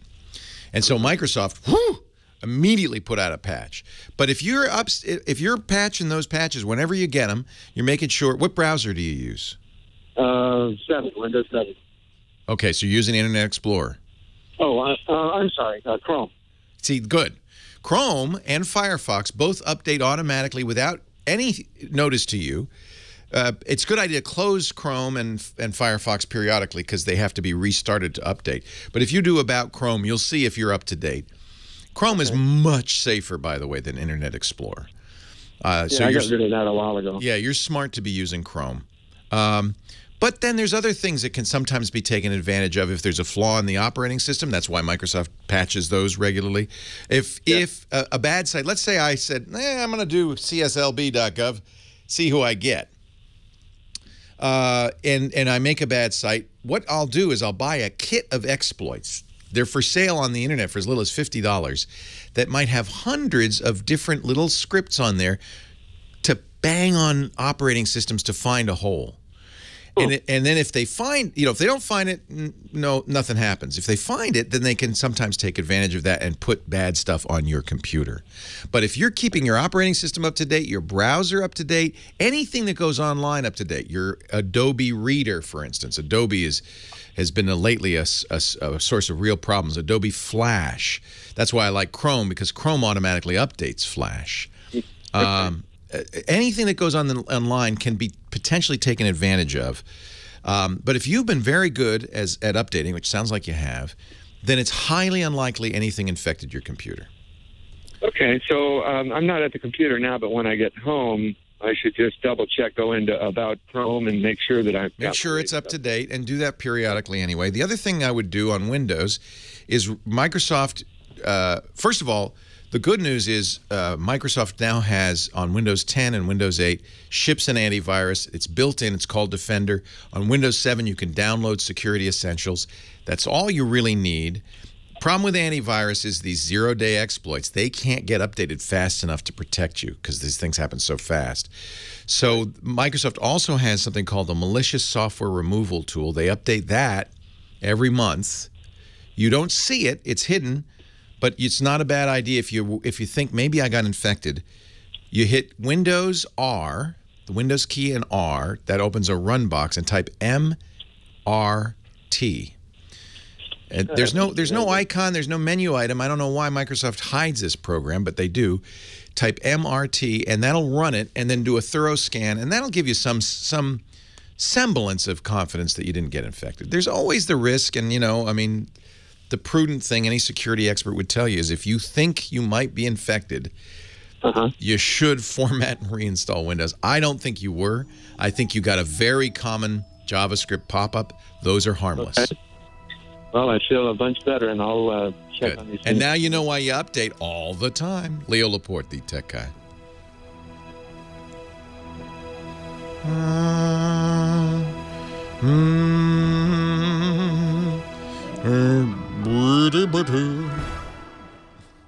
Yeah, MRT has the same issue, of course, as an antivirus, which is it's not going to find 0 days until later. 3 weeks later, it'll find the 0 day. But it's good to just, scan for that. 8888 Ask Leo. That's the number. Such a distinctive voice, huh? We're talking high tech. Google surprised everyone this week, announcing a new hardware device. You don't really think too much of Google and hardware. I guess they bought Nest, so they have the Nest thermostat. They have the drop cam. They've made these phones, I mean, Nexus phones and tablets. But I always think of those as more a kind of a reference version of what an Android device should be. So it surprised me a little when they announced earlier this week that they were going to sell a Wi-Fi router, of all things. An expensive $200 Wi-Fi router called the On Hub. And but when you read the specs, you kind of feel like, oh, wow, this is kind of state-of-the-art. I've recommended in the past more expensive Wi-Fi routers like the Asus, which I really like a lot, the Apple Airport Extreme. Good routers tend to cost upwards of $100. And I think a lot of us just, look at those cheap routers from Linksys and say, well, why not just get a $40 or $50 router? But increasingly, I think the performance of your router and the reliability, and most importantly, the security of your router calls for maybe buying something a little more expensive. I find it interesting that Google was going $200 on this router, but when you read the specs, it's kind of interesting. 13 antennas in it. By the way, it's pretty. It doesn't look like it has 13 antennas. It looks just like a cylinder with a lighted ring in it. But the 13 antennas are used to test for congestion. There are 11 Wi-Fi bands, and what it does is apparently is it looks at each band and finds the least congested and does that periodically. So it moves around a little bit with the idea of keeping your Wi-Fi performant. This has become a big problem, is Wi-Fi congestion. It does some other interesting and somewhat state-of-the-art things using 802.11 AC, which is the latest Wi-Fi spec. You can, they say, prioritize a device. I guess this is QoS. Different devices and activities need different amounts of bandwidth put yours where it matters most, like your smart TV when you stream a movie or your game. It's controlled through your Android or iOS device. That makes it convenient. They call it living room ready. They say a lot of routers are so ugly you tend to hide them in closets or behind things, but that's bad for Wi-Fi. Wi-Fi likes to be line of sight. So they say OnHub's tidy cords and tucked away antennas mean you can leave it out in the open for the best possible coverage. But I think really, my guess is, and by the way, they sold out immediately. I ordered it within an hour of the announcement, and I still am not going to get mine till next month. Some people are going to get it sooner. I'm not getting mine till, I'm sorry, October, next month, month after next. Some people are going to get theirs a little bit earlier. And if you went there now, or Amazon or Walmart or other places that are selling the OnHub, all of them sold out. So a lot of interest in this. I think the really interesting thing is it supports something that Google calls Weave, which is a mesh network designed for home automation. I think we're gonna enter an interesting era of home automation soon, where Apple, Google, Microsoft are all going to be attempting to become the center for your, and Samsung too with SmartThings, the center of your home automation. It also includes something called Bluetooth Smart Ready. I have no idea. Okay. And 802.15.4, which is another interesting protocol. This is a very interesting piece of hardware, and I'm really curious what the long game is for Google on this, because right now it's just a Wi-Fi router, an expensive Wi-Fi router. But I have a feeling there will be more to this than meets the eye, and that in time more capabilities will be added. 802.15.4, whatever that is. Actually, if you look it up, and I did, it's a standard which supports personal area networks, low rate nearby networks. I think it's going to be for home automation. It's what Zigbee does. He uses that.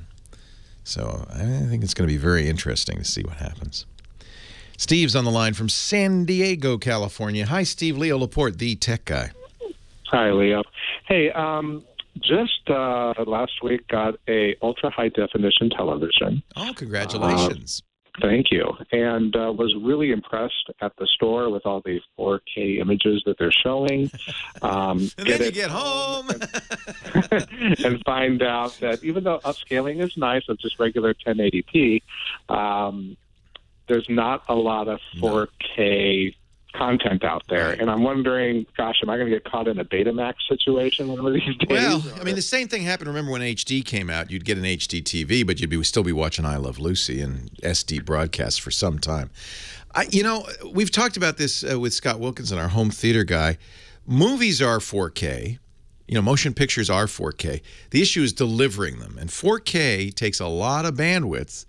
And so while you can get 4K on YouTube right now, it's so compressed that it doesn't really look that great. There will be 4K Blu-ray players, and those are going to come in the next couple of months, by the end of the year. So that's good because you can buy a disc player that will support your nice new TV. Problem is how many discs will be available. And just as in the early days of Blu-ray, it was just going to be a handful of movies to start. So you're a little bit ahead of the curve. Think of it as a very nice TV for playing HD content. And over the next couple of years, UHD will start to emerge, and you'll be ready when it does. Mm-hmm. I know that I subscribe to Netflix. Netflix does have a 4K option for streaming. If you have the bandwidth. Right. And then also DirecTV does some 4K, but very limited titles. Yeah, and it's going to be, because it's satellite and bandwidth is especially dear on a satellite, you only have a limited number of transponders, it's probably going to be heavily compressed as well. If you have enough bandwidth, and I think Netflix says you need, I seem to remember 50 megabits down. Let me look and see what they say. Then you'll be able to see it in House of Cards, for instance. And they say 25 megabits. So most people have that now, right? Sure. The problem is 25 megabits, as Netflix describes it and as your internet service provider describes it, might not be quite the same thing. Internet service providers say as fast as 25 megabits, but does that mean you'll be able to get it? You need consistent, hour after hour 25 megabits to do that. Right. But they are shooting. The House of Cards was shot in 4K. First season was delivered as 1080p. The second season is now 4K. So yeah, there's going to be. I don't think it's a Betamax situation. No. Good. I think there's going to be content. I just think it's not going to be today. It's going to slowly ramp up. If you notice, though, almost all the new TVs are 4K capable. Right. So that's a good sign. That means the support is there for the playback devices. Now we just have to get the content. And since movie companies shoot in most cases in 4 or higher, that'll be there. Leo Laporte, the tech guy. You hear the auto-tune in that song. So auto-tune is originally invented. In fact, it's been around for ages. Radio station. I've been using something similar called a harmonizer in radio for 25 years. The idea is using digitization to change the pitch without speeding it up or slowing it down. You could always do it on a tape machine by slowing down the tape. That'd make it deeper. Or speeding it up to make it higher. That's how Alvin and the Chipmunks were created. But once digital technology became commonplace, you could do that by just taking little bits out without speeding anything up. And for a long time they used it, and I think it's still often used to fix poor singing. Surprising number of people who are professional singers can't stay on note. They're off key. But thanks to auto-tune, easy. Push a button. Perfect. Then somebody, and it all started with Cher. I blame Cher. Remember that song? Was it I Believe? Thought, if you really mess with the auto-tune, it has a interesting effect. And now you can't get away from it. Every pop song has it. It just bugs me. Maybe I'm an old man. That must be it. I liked auto-tune when it just fixed it. Now they're overdoing it. 8888 Ask Leo. Elliot in Boston. Leo Laporte, the tech guy. Hi, Elliot. Hi, I was in the studio a few days ago. You might have heard. I remember. Yeah. Yep. Yeah. Can I have that thing back that you took? Which thing? No, I'm kidding you. I got a bobblehead. Yeah, John says hi. So I'm going to say hi back. Oh, good. All right. I just had a question because I noticed you talked about, I think it was on Twitter or something, that about unroll.me to or unsubscribe. Yeah, isn't that cool? Unroll.me, yeah. Yeah, but I was wondering if there's something that worked with a Verizon email. Does Verizon use its own service, or do they use Yahoo or something? Well, I think they use Yahoo. But when I did Verizon.net, unroll.me just said it was incorrect. Yeah. So I love the idea of Unroll.me. It's a free service. Unroll.me is the website that will go through your inbox and unsubscribe you from newsletters and mailing lists that you might have inadvertently signed up for. But unfortunately, it doesn't work with, first of all, one thing that may be a showstopper for some people, you have to give it your access to your email. But of course, that's how it works. Yeah. But unfortunately, I don't think it works with all email providers. In fact, a lot of these services only work with Gmail. Let me see if it works with Yahoo Mail. I'll give it my Yahoo Mail address, see if it works with that. All right. It works. Yeah, it does. Google, Yahoo, Outlook.com, and other. Oh, I wrote Yoohoo. No wonder it was puzzled. Okay, Yahoo does work. Of course, you'll have to give it your password. Now, since Verizon uses Yahoo, I'll have to ask the chat room if they know. Is there if you're a Verizon customer and it's using Yahoo as the back end, is there a way to get your Yahoo mail address? Or is it only a Verizon? I bet it's only at Verizon.net. How old are you, Elliot? I'm 12. How many newsletters do you get? I have billion a day. You're not supposed to, you're under 13. You're not supposed to sign up for these without parental consent. True. And now you know why, by the way. That's the Child Yes. Online Privacy and Protection Act, COPA. And the idea, U.S. Congress passed that law, the idea was to protect youngsters like you and your malleable minds from too much commercialization, from advertising. And maybe even more importantly, protect your privacy so companies like Facebook can't collect information about you. So to create a Facebook, do you have a Facebook account? Yeah. You see, you're just going around this stuff because you're supposed to be 13. It even says you must be 13 to make a Facebook account. Problem with you, Elliot, is you're too smart. You're smarter than the average 12-year-old. Thank you. Yes, so you've just kind of, actually, I have a 12-year-old, and he gets around it all, too. Everybody does. I bet you go to school, and people are saying, hey, here's how you get around that. Here's how you get around that. They're sharing that information. So, yeah, you know what you should do? Create a free account at Yahoo or Google. You're going to have to lie about your age again. And use that for signups from now on. In fact, this would be a good thing for everybody to do. But if you start now, by the time you're an adult, this will really solve a lot of spam issues. When you sign up for stuff, use that address instead. Make an address like elliottspambox@yahoo.com. And when you sign up, use that. And then they'll bother that guy. It's good to have access to that account because sometimes there'll be stuff in there you want, but it doesn't fill up your main email. In fact, in general, I don't recommend and I don't use my internet service provider's email. Yeah, I just this is my first email. It's what you got. It's your first email. All your friends and family know it. Yeah. Yeah. I was thinking about switching, but... Well, you don't have to switch because you don't have to get rid of the other one. These are free accounts, so you can set up one at Outlook.com or Yahoo.com or Gmail.com, and those are all free. Yep. Yeah. All right. Yeah. And then, eventually what you should do, in fact, parents, you should do this for your kids, is register a domain name for yourself. When a kid is born, you should not name a child John Smith. You should search the internet to find a unique, unused domain name. XYZ Zebediah Smith. Then you can get that, xyzzebediahsmith.com, and then you can have the email sent there and forwarded to any other email account you want.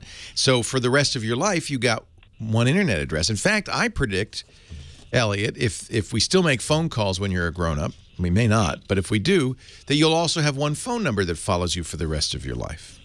Yeah. Right? Wouldn't that be great? Then you don't have to tell people, oh, I've changed my number or I've changed my address. You just have that address. I had to do that before because I got robocalls. Who are you going to vote for in the election, Elliot? Don't know. Oh, yeah, okay. Are you a registered voter? No. No. Good, because that would be a felony. Yeah, I love the idea of having a dedicated address, but you've just pinpointed one little problem. If you have one phone number, maybe that's why I get so many worthless phone calls, because I've had that same number for years now.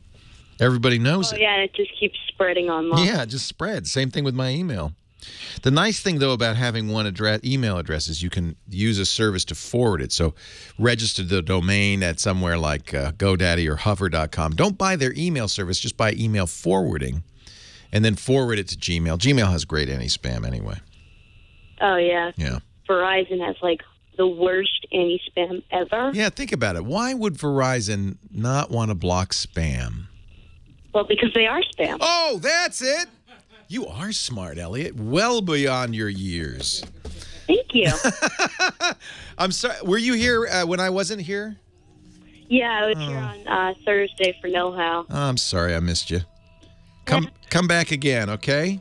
Yeah, we came all the way from Boston just to come to Twits. Now you're making me feel terrible. That's fine.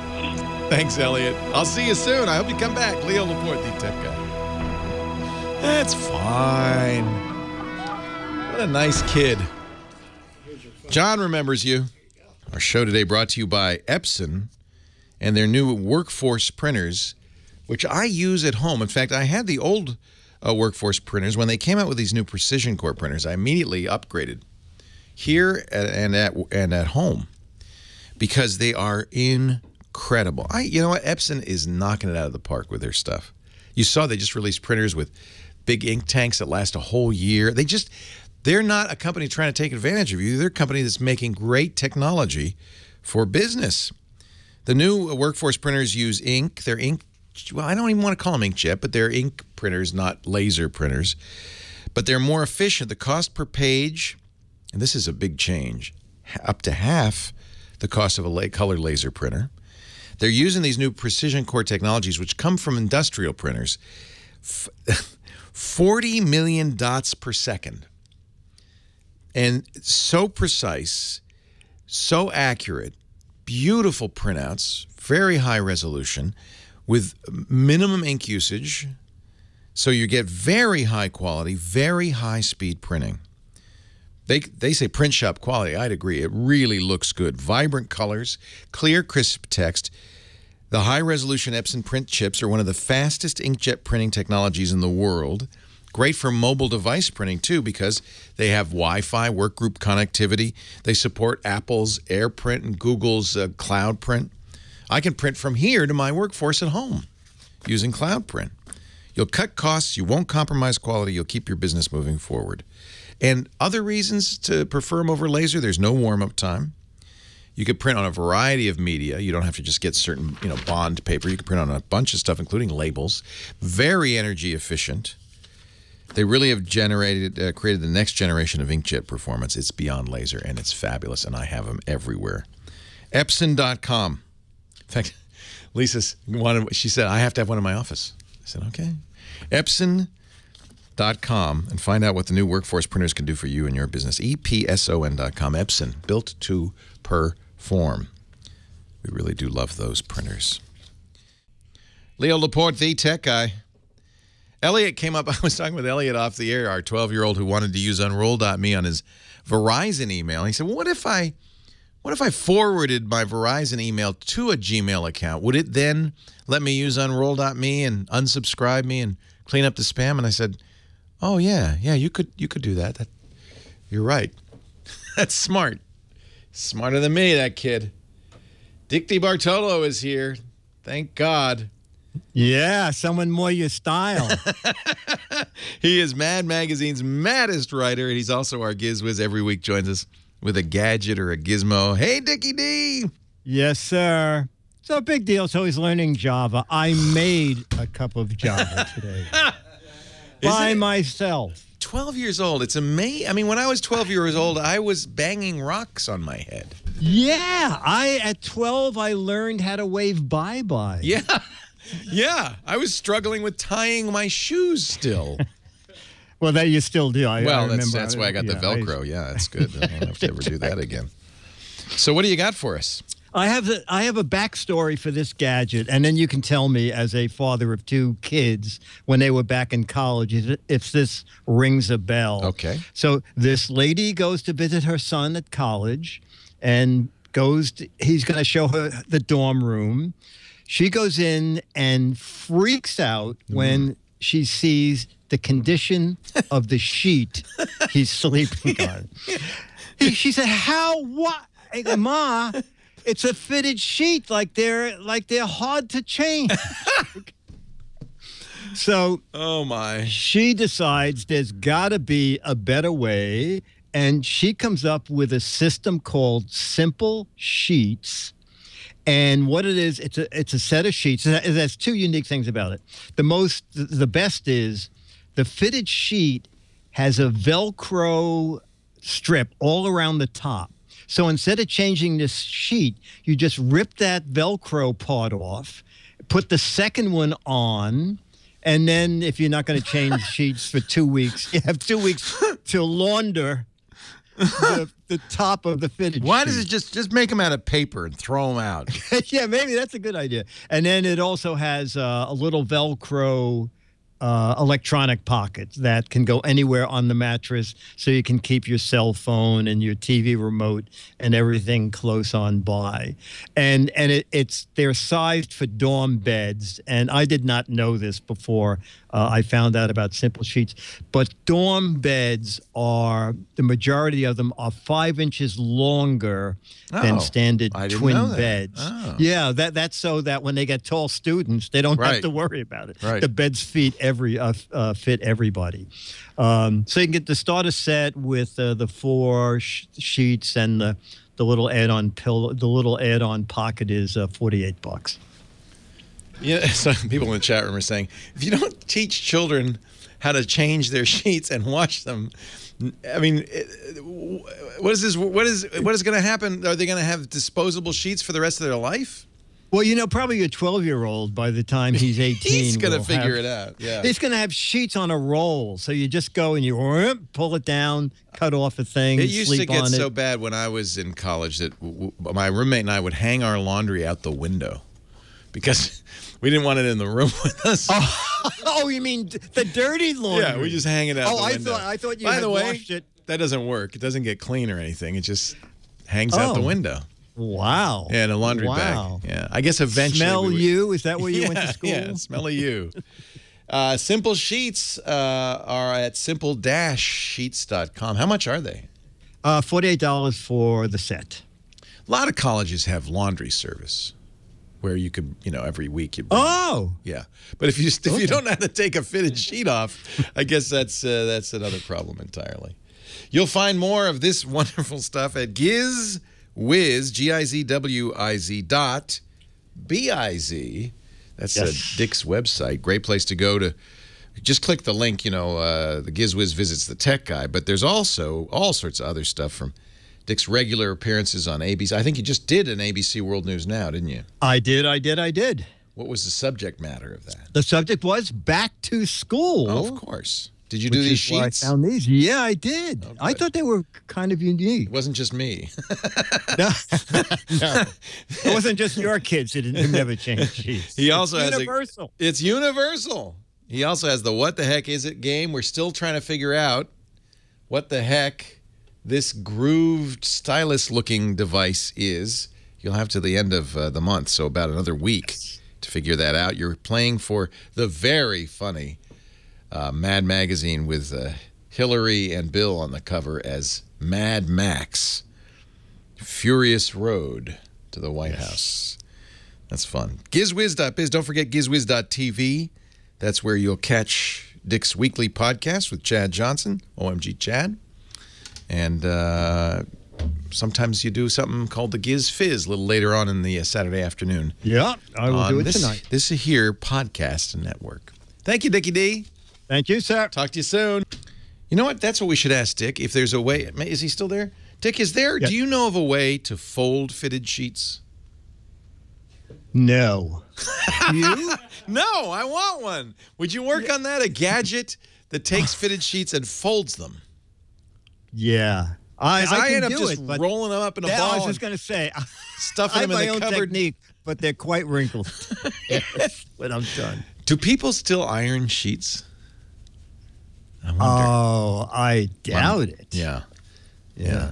And then if you iron a fitted sheet, you got to fold it up somehow to keep the wrinkles out. You know what? If you look online, I think there is a video on how to fold Martha a folded Stewart, sheet. probably, yeah. Probably, yeah. When I was in prison, one of the problems we encountered... fitted sheets. Very funny. Very funny. Thank you, Dickie D. Okay, buddy. I'll see you next week. See you next week. We got enough time, I think, to field another call. Robert in Pasadena. You'll be our last caller of the day. Hi, Robert. Hey, how you doing, Leo? I'm well. First time calling you. Well, thank you for finding your way here. What can I do for you? Well, I'm kind of a computer geek, but I can't program in Java, but I can sure drink a cup of it. That's all right. Java's old hat now. Okay. I'm an aspiring filmmaker, and for now I'm using a DSLR and plan to move up to a decent prosumer camcorder. And I want to be able to record great sound for the video. Yes. And Sound is the hard part. You can record excellent video now. I was talking to my friend Becky Worley, who does pieces on Good Morning America, ABC's morning show. She shoots these on her iPhone. They're broadcast quality even with your phone nowadays, and certainly any DSLR is going to, in fact, get better video than a camcorder in most cases because of interchangeable lenses. But the issue is always audio. And audio, as we were talking about with Scott, is just as important as video. If the audio is bad, you can have the best looking video in the world and people are not going to be happy. So here's what I would look for. There's a company called Beachtech, B-E-A-C-H-T-E-K. They make devices. If you have a DSLR that has a mini jack for the microphone, and most of them nowadays do, you plug the Beachtech into there, and now you can plug real microphones into it. So you could get a wireless system. Those are expensive and hard to, you have to pay a lot for a good wireless system. I'm talking more than $1,000. Or use wired microphones, wired lavaliers. If you trim the mic wires in such a way that they're not visible, you're going to get the best sound. They're not expensive. You're going to get a much better, you can use shotgun mics, you can use handheld mics. Beachtech is the solution, and it's an interface to your standard DSLR and professional microphones. Works great. I'm out of time. Thank you to Heather Hom and the Phone Ranger. Our musical director, Nathan Staten. Thanks to you. We'll see you next time. Have a great Geek Week. Leo Laporte, the Tech Guy. Well, that's it for the Tech Guy Show for today. I'm Leo Laporte. Thank you so much for joining us. Don't forget, the Tech Guy is just the tip of the iceberg. We do nearly 30 shows now on the Twit Netcast Network, and you'll find them all at twit.tv. We talk about Windows on Windows Weekly, Macintosh on Mac Break Weekly, iPad on iPad Today. You get your daily dose of tech news from Tech News Today, and our weekly roundtable show, This Week in Tech. It's all at twit.tv. And I'll be back next time with another great Tech Guy podcast. Thanks for joining me. See you next time.